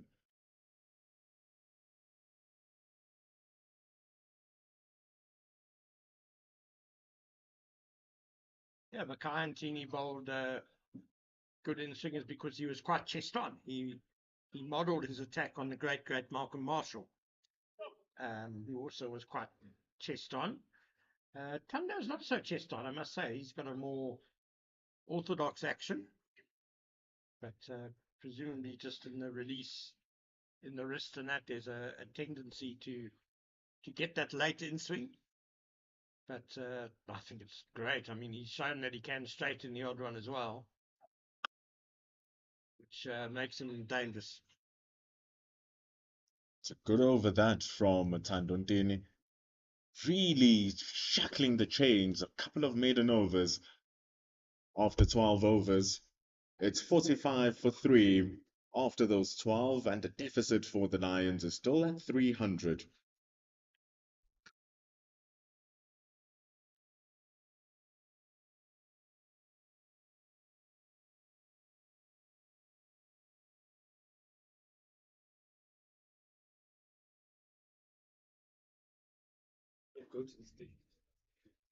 Change of bowler now coming in from the call it drive in. It's the replacement of Keith Dudgeon, and in comes Alindile Pshejwa. He'll be bowling to Zubair Hamza with the deficit on 300 runs. Now it's going to see how the replacement's going to act. It's a good job from the opening pair. Their runs that they cost were worth the price that they were rewarded with. Absolutely. It's a great shot that from Zubair Hamza, starting off short. Punishment from Hamza as it's cut away for 4. The deficit falls below 300 runs. Only fractionally short from Fletcher. What a fantastic shot by Hamza. He was onto it in a flash, beautifully put away. And that'll put pressure on the new bowler straight away, because it wasn't that bad an opening delivery. The wrists, they are something to just drool and delight over from Hamza. Shetra, though, dropping it short and rolling those wrists again, does Hamza. To the opposite side of the field he goes. It's another 4, and that's how they bring up 50 runs for the DP World Lions. It's 53 for 3. Alindile Mkletwa comes from Mthatha and Fort Hare University, 27 years old now. Initially played his cricket down in the Eastern Cape, Eastern Province, the border as well, and turned out for the Warriors, all moving up to Johannesburg. Man of the coast. But you know, in the coast, because of the nature of the surfaces, much more slower, humid, so you get something as well. You tend to bowl much fuller into the pitches. And it's no different actually in the high veld, because that's where the pitch will actually give you assistance when you are bowling at his pace. Johannesburg is about 100 kilometers inland, so it's a bit of a hybrid between the coast and the high veld. But yeah, Fletcher, his pace certainly can't afford to be dropped too short. He needs to get it up there a bit. Johannesburg is also extremely humid. Also faces the same problems that Kingsmead faces with the bad lights and the weather. The lightning is what faces us here in Joburg, just seeing flashes from far a distance. It's a good flash, but Kagiso has been pushed back to deep backward point. Yeah, Hamza's very strong square of the wicket on the offside, either with the cut or that lovely back foot punch. So just giving Fletcher a bit of protection, not a bad idea, because they want him to be bowling just outside off stump. They did take away a slip for his first delivery. He only had 2 slips on a gully. Fine leg in place.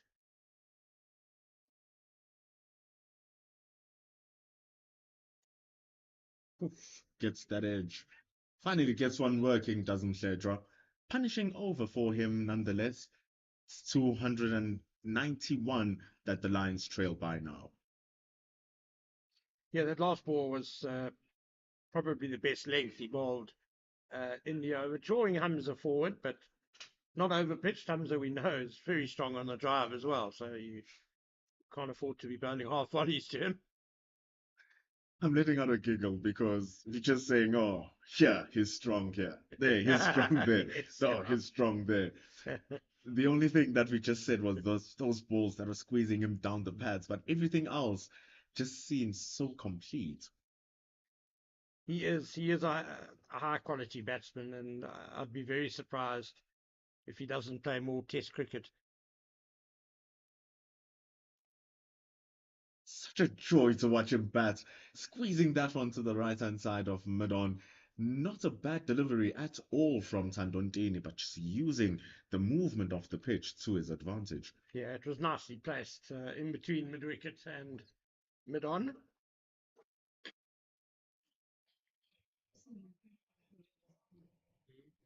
Just straying a little bit to the pads is Tandondini.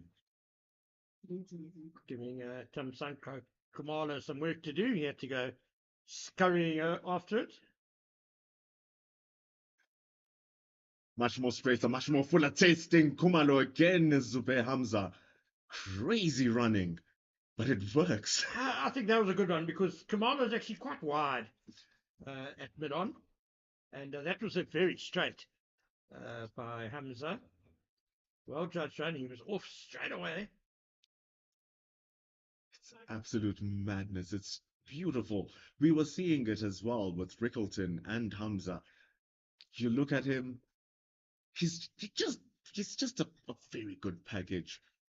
Yeah, the danger with those big in-swinging deliveries is the batsman trying to hit it too square through the leg side. Hamza beautifully held his shape there and set it very straight, waited for the swing, and straight back down the wicket. Lovely shot. Even better, outside the off stump, Mitchell van Buren goes for a drive. Well, Tini will be angry with himself there because Van Buren was yet to get off the mark. The pressure was building. He bowled beautifully to him, and then he just gave him a wide half volley, unfortunately. And that's all the pressure gone. Plays with so much flair, does Mitchell van Buren.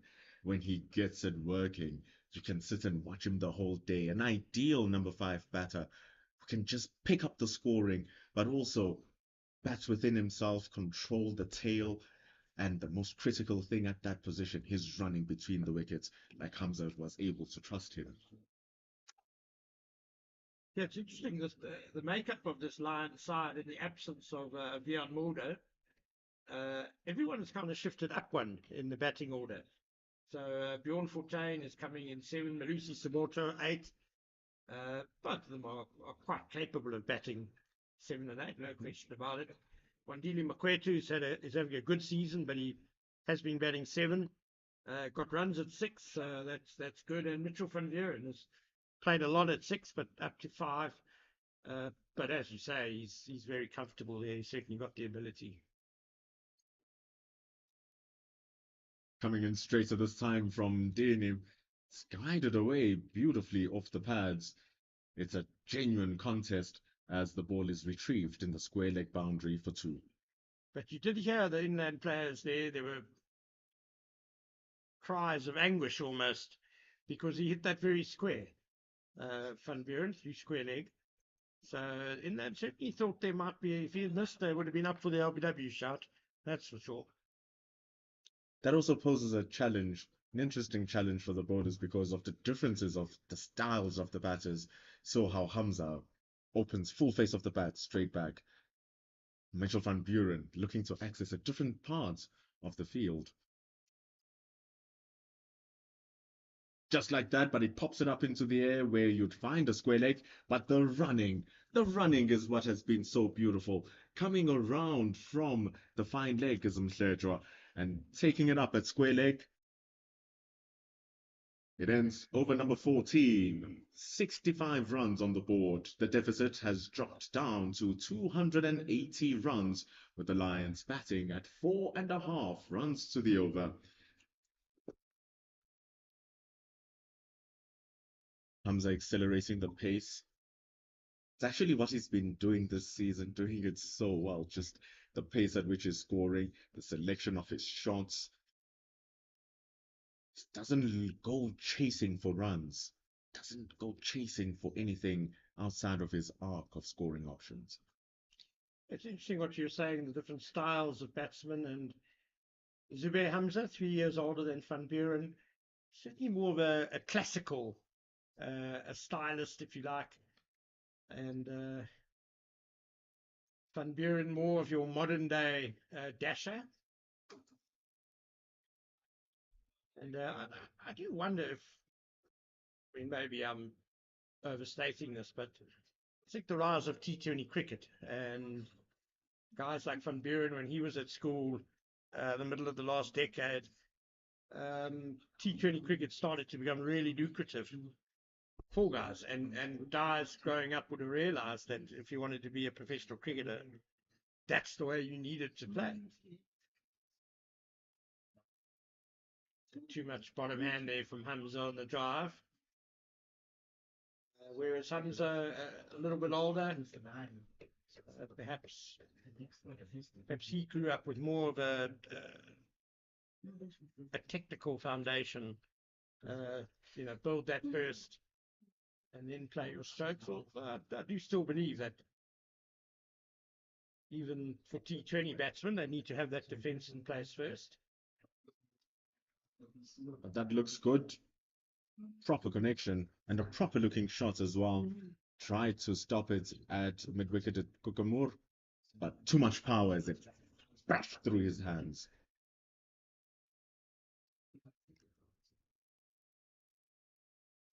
So I share that argument with the T20s changing the style of batting that we're seeing, the development of new shots that are not what you would ordinarily say are textbook shots. It's a headache for bowlers.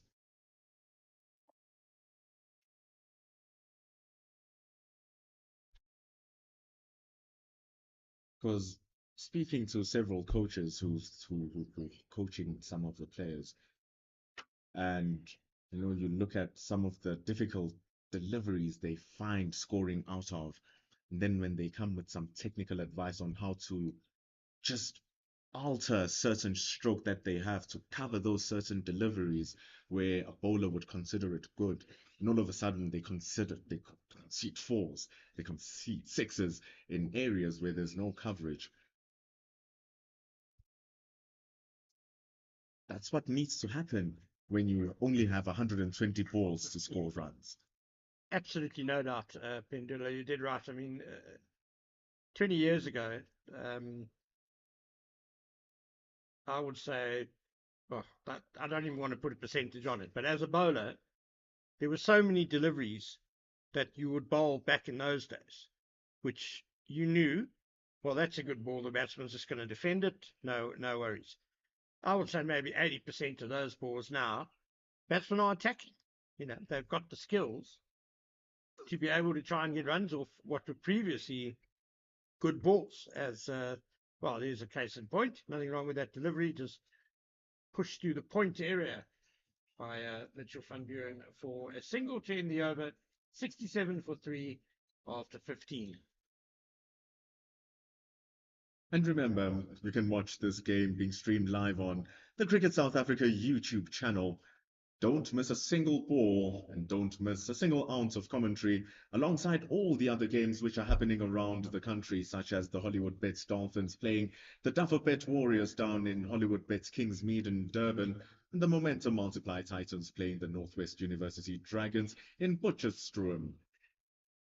So Tiaan Kukamur just is going to show what a useful cricketer he is. Batted very well. He was the foundation of that inland total of 345. When playing at home at the Oval in Pietermaritzburg, he tends to bowl a lot of off spin. He can do that, but he can also bowl seam, which is where he started off as a bowler. So he's going to bowl some seam up now for inland from the golf course end.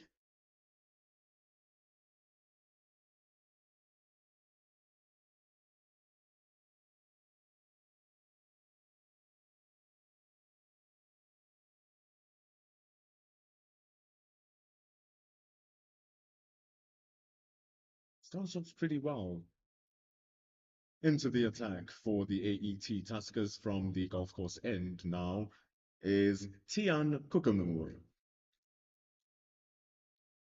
Yeah, Kukumura,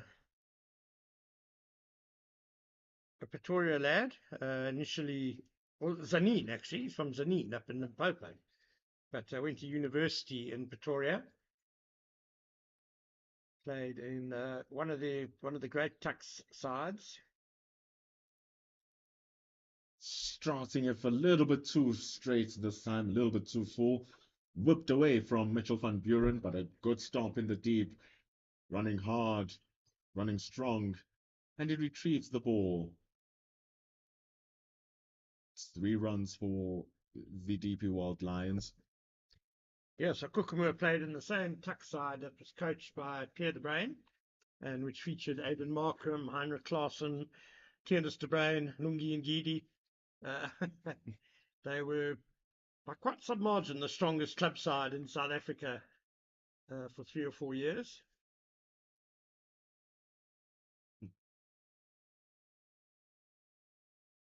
And Tian Kukamur with his innings, and genuinely the way he's been playing since the One Day Cup, showing that he is in that caliber. Not really there, but you can see that he has played some great cricket, and he is employing great cricket now for the AET Tuskers, both with the bat and the ball. So it's no surprise if you tell me that he has played with such names for quite a while.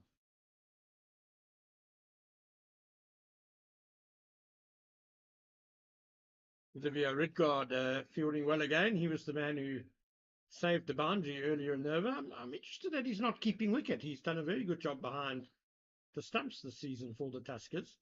Cameron Shackleton taking the gloves. But yeah, Kukumura then went down to Koberga, went to Nelson Mandela Metropolitan University as well as a star for them. Played a bit for the Warriors.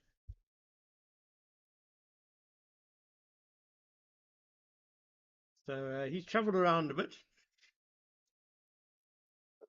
Very great help for an AET Tuskers team that's looking to rebuild and become a known force within the structure of cricket. And speaking about the team's makeup as well, you speak of Delivio Reichardt, who's the wicketkeeper, who's not playing in today.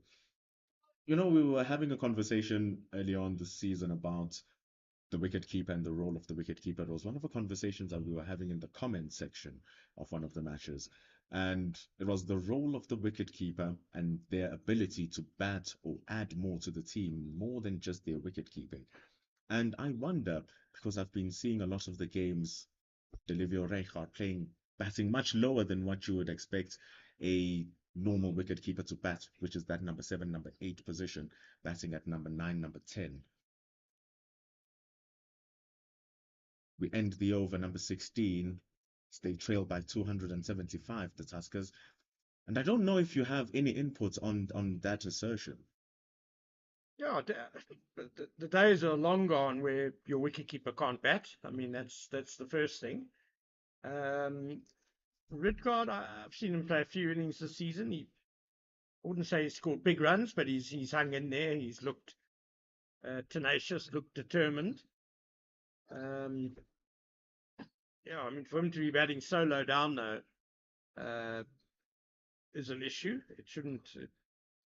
It just tells me that there's something a bit wrong with the balance of the side.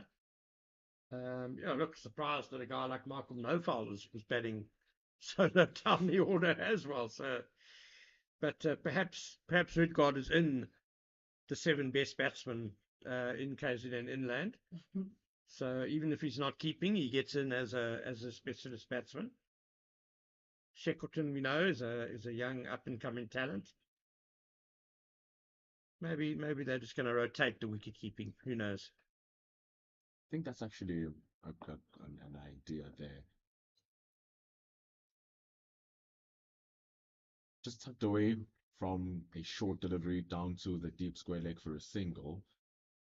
It's a good problem. It's a good headache for the South Africans now, where there's so much talent coming in from the wicket-keeping department. You're seeing the likes of Klaassen and Verreynne, people crying about Rickleton not being in the team, and he's also brilliant. Clyde Fontaine had a magnificent tour against the West Indies. He's saying hello after averaging 56 last season.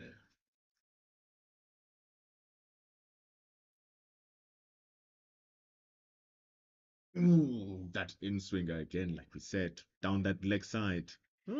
Inside edge saved Hamza there, I think.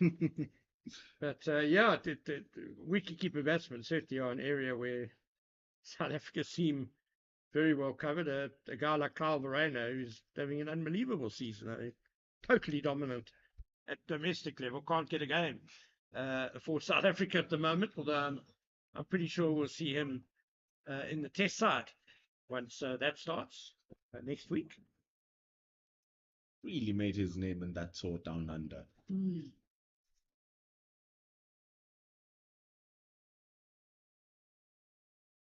Down under is where that ball hits Mitchell's edge. Yeah, Verreynne got his maiden test century in New Zealand. And then at the end of 2020, so that was at the beginning of 2022. And then at the end of 2022, of course, in Australia, a pretty disastrous tour for the Proteas, especially in terms of their batting. But Verreynne was, I think, the leading run scorer in the series. Still got dropped. Beautiful shots that from Van Buren, just opening up his wrists, guiding it down to the man standing at deep backward point. Yeah, it was nicely played. But I'm pleased to see Verreynne back in the test side. I understand Shukri Conrad's thinking, looking at Heinrich Klaassen and going, if this guy comes off, he could be a really devastating, a real force at number 6 or number 7 in the Proteas team. But sometimes numbers are more important than style, and Kyle Verreynne has certainly shown that. And the non-inclusion of Ryan Riggleton in that same breath is also a fact because he's a different breed from the two players in terms of batting styles. Much more classical, more stroke playing in terms of textbook looking shots. Yeah, look, I'm a big Ryan Rickleton fan. I think he's got a tremendous future, but he simply hasn't scored enough runs this season. He's had a lot of starts, as we saw today, 20 and out. So not too upset about him not being in the test squad. He's going to be in that SAA side that will be playing India A in Benoni, also starting on Boxing Day. And we will be having live commentary on that, on the Cricket South Africa Pitch Vision YouTube stream. And Pendula Magubani will be leading the way with the microphone there as well. It's a really good SAA side, that's Pendula. It's pretty much almost like a Proteas B team, if you like. And so I think you're in for a bit of a treat over those 4 days. Also, that India team doesn't look too shabby at all. A sharp contrast from what the other two teams, which are India and South Africa in the first match, were. Look at you, making me blush and making me stumble on my words. Stumble on your words? Never. Here's Sian Kukamur.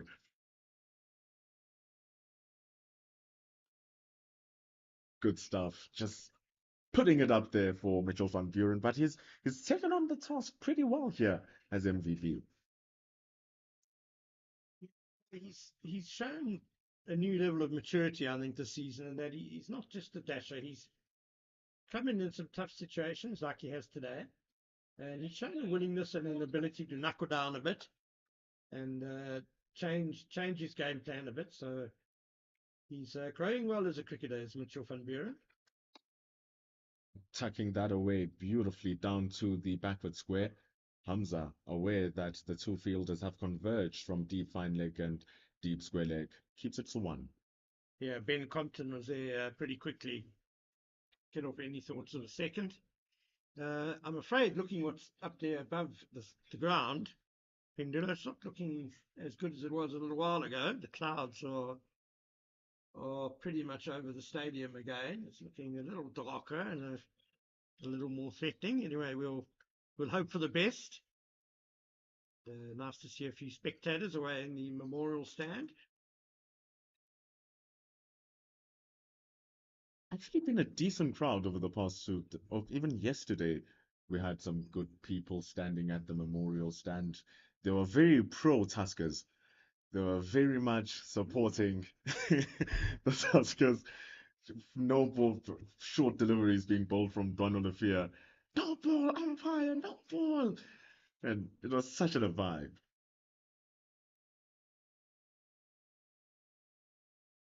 Vibe is that shot. How do you vibe to that? Zubair Hamza crunches it for four. Just beautiful, gorgeous by Hamza. I was actually going to tweet something yesterday because we've only had about 20 spectators, to be fair, or what I would call paying spectators. Of course, the entrance is free, but 20 of them in the ground. But we managed to have a heckler yesterday. Is that who you were talking about? There was a guy really shaking the odds at really sledging and seemed to be sledging the Lions, didn't he? That was my impression. Is that the Tusker support that you were talking about? Those were the people Ah. standing there because that's where I was watching the game from yesterday. They brought quite an experience. Hamza is looking so good. On 30 runs. Bogey score for him. He lost his wicket on 30 runs in 3 consecutive innings during that West Indies and SAA tour. It was the funniest thing. I was just going to say that it's an important time for him now because he's got to start. He's looking good. He needs to make sure that he doesn't get out now, and especially with probably an interruption and player not too far away. He wants to make sure that he's there for the rest of whatever comes today. Just a little partnership developing as well between Hamza and Van Buren. It's up to 35 as 18 overs gone, 78 for 3. The deficit now has dropped to 267 at the iconic DP World Wonders Stadium. Zubair Hamza on 30 runs, Mitchell van Buren on 15.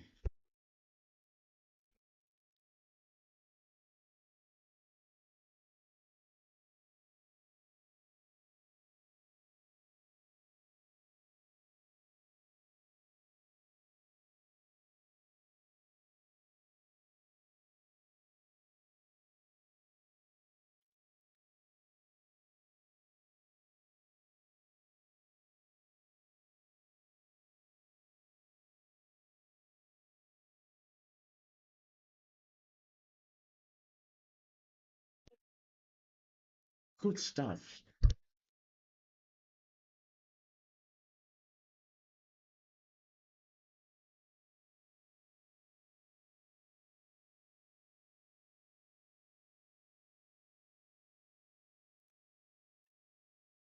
Great start to his fourth over. Alandile Mhlekwa whistling past the outside edge. Then again to Van Buren. Firmly pushed, but straight to edge to cover. Interesting that even given that good start to the over, Mhlekwa now only has one slip. And is that a gully or is that a fourth or fifth slip? Somewhere around there. But the interesting thing is that also they're looking to defend more from Mhlekwa. And Hamza and Mitchell van Buren looking to go onto the attack. So I guess that's the sacrifice. It's the sacrifice that they're taking, and they rather have these singles being taken by them as they push it down to Michael Erlang rather than having the booming drives go for fours. Yeah, well judged single there. I just think the way Mhlekwa beat the outside edge at the start of that over, it would be a real disaster for the Tuskers if the ball was edged through second slip.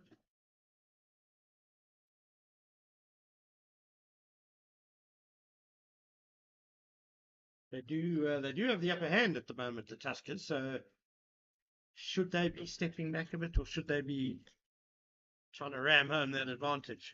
And even adding on to that point, you think about how defensive and conservative they were in their batting, which earned them a lot of runs. 345 is a lot of runs. You would want them to do the opposite now that they have the ball in hand, especially with the start.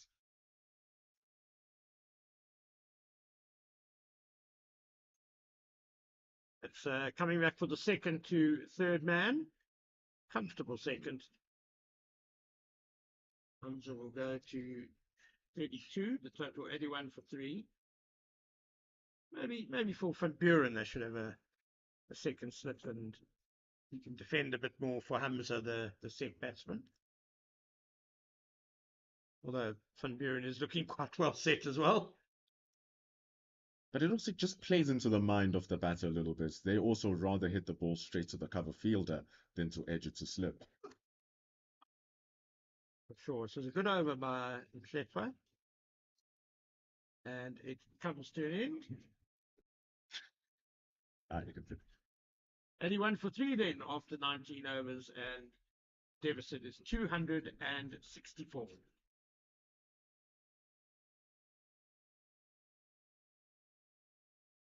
Fair enough. really tidy stuff from Shedra. Very big contrast from his first couple of overs. Starting to get his work together. Maybe all the more reason why they opted to defend against for him rather than to give him those attacking options.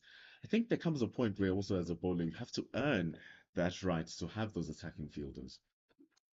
Good point. Says Kukuru over pitches a bit. It's half stopped by cover, but it just bobbled a short way away from him. So no run taken. Comes sunk by Kumalo, the fielder. Being put to the task, left, right, and centre. Just faltered in his batting, failing to score a single run.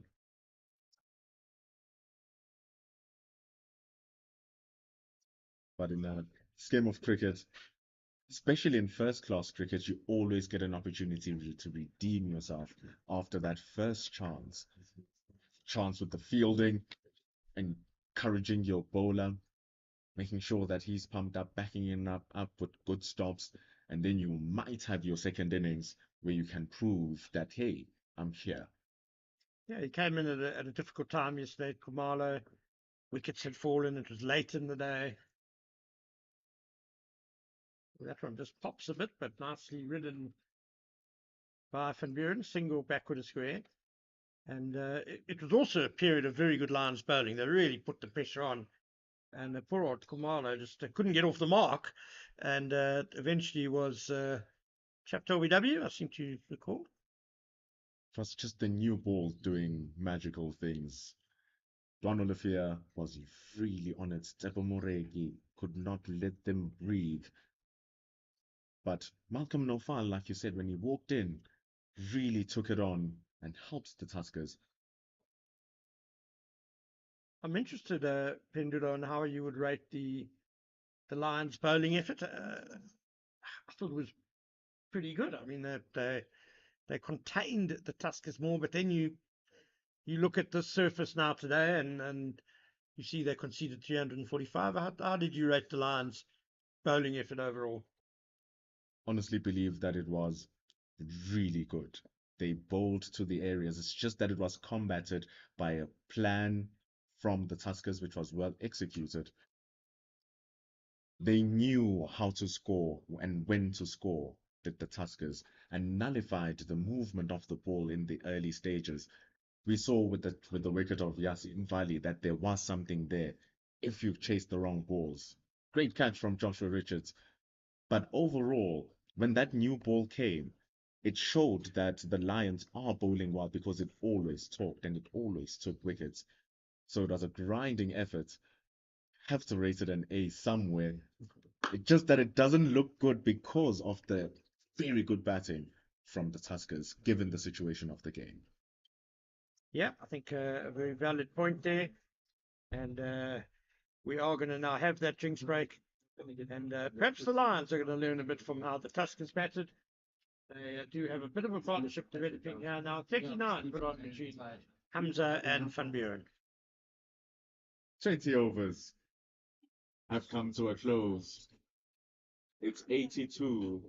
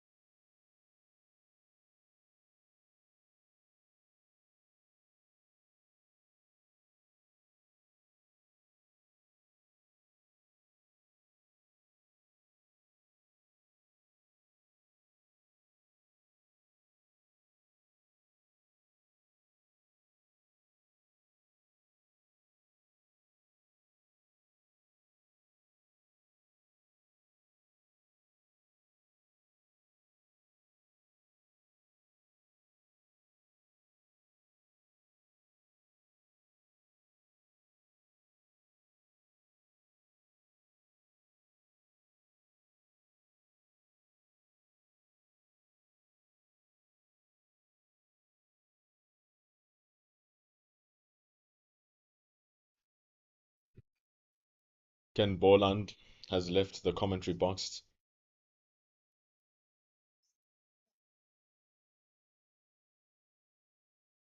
Great insights on all the players, an almanac of South African cricket. He'll be back tomorrow, though. For now, you are tuned in with us in Cricket South Africa's YouTube channel. The Lions trailing by 263 runs. Keith Dudgeon with 2 slips and a gully.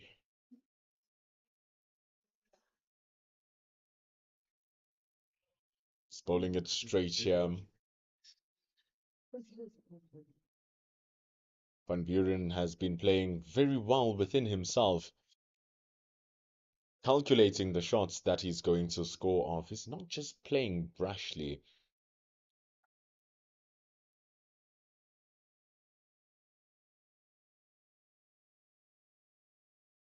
It's actually really good entertainment if you sit down and watch it properly.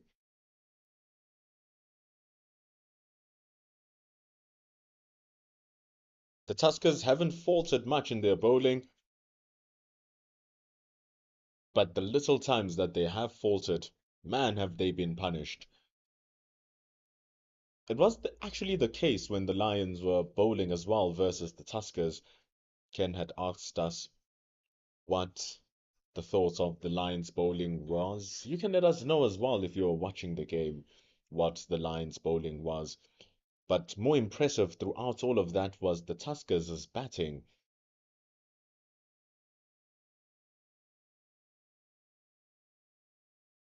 You'll be getting oohs and ahs like those, but when the bat can prevent any fatality,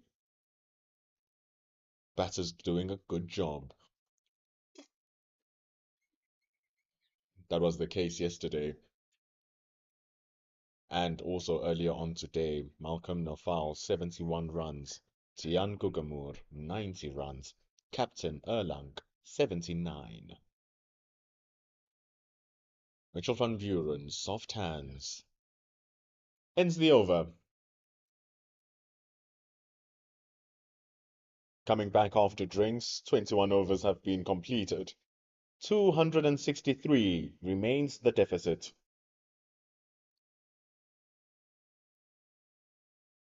Tiaan Gugamoor has bowled 3 overs, gone for 9 runs.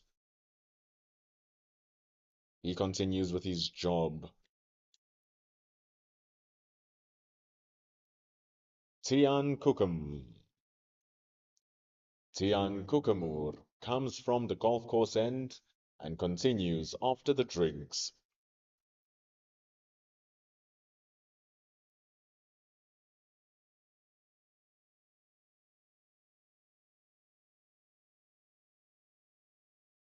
Travelled man Gugamoor also showcasing some of his football prowess.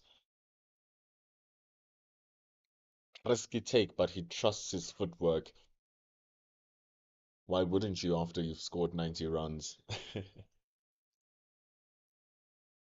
But looks like he's taking a little bit of a blow.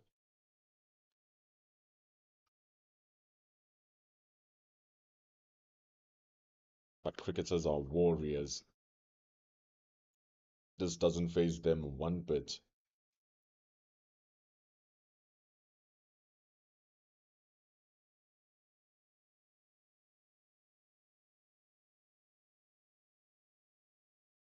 He's pushing it nice and full, but Zubair Hamza mistiming that particular delivery. He's been so good on the drive. Currently on 32 runs, has gotten a good start. His job now is to take it on and follow through. Complete it. Almost did it in his previous match, scoring 98 runs. Just going to be important for him that he continues just picking the right balls, but the AET Tuskers starting to be in loud chatter. And it also helps that the fielding is also in chatter. backing up their bowler and Tian Kukamur.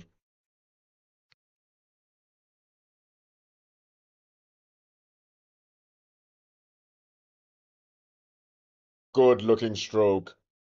Magnificent stroke. Zubair Hamza fights back and he strokes it straight down for 4. The deficit is 259 runs. How good did that look? Just transferring his weight onto his front foot, pushing at the ball delectably. Michael Erlang, Dini, and even Kukamur themselves didn't bother.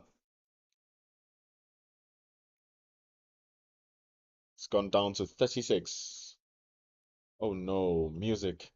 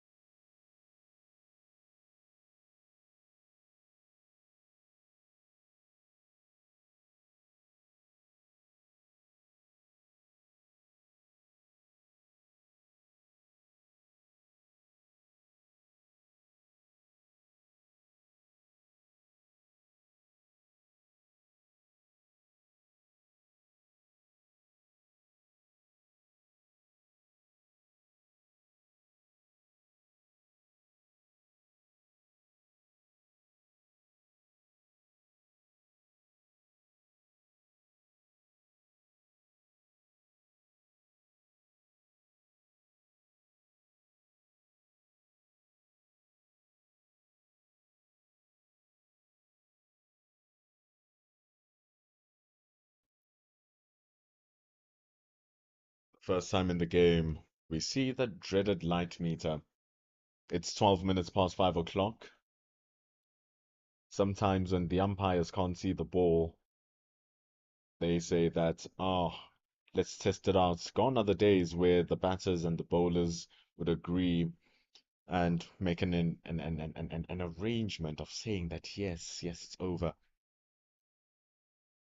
Now it's what the umpire says, the umpire goes.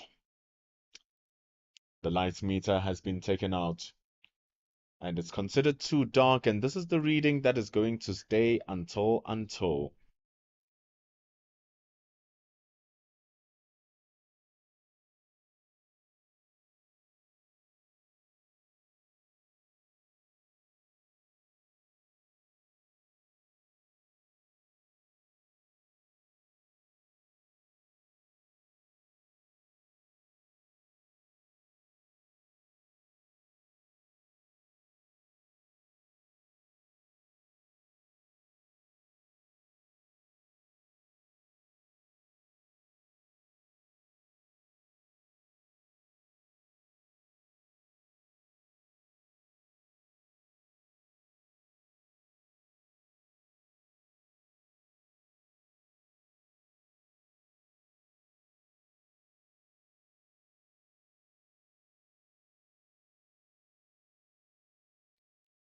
Players have been taken out due to bad light.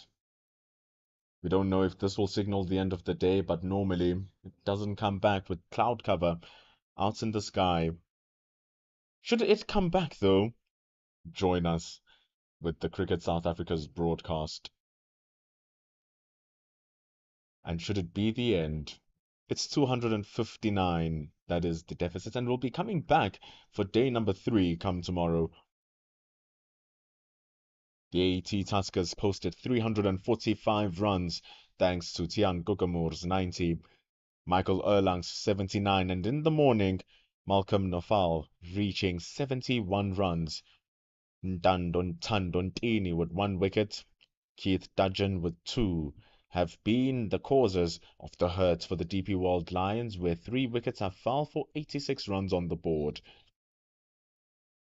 The partnership for the 4th wicket is 43 runs, as Mitchell van Buren and Zubair Hamza look to take the mantle for the DP World Lions in their home ground, and the story shall continue once we see the bad light come back into good light. Ken Boland joined us earlier on. Bendulo Magubane with you right now, and we shall see you once the light recovers.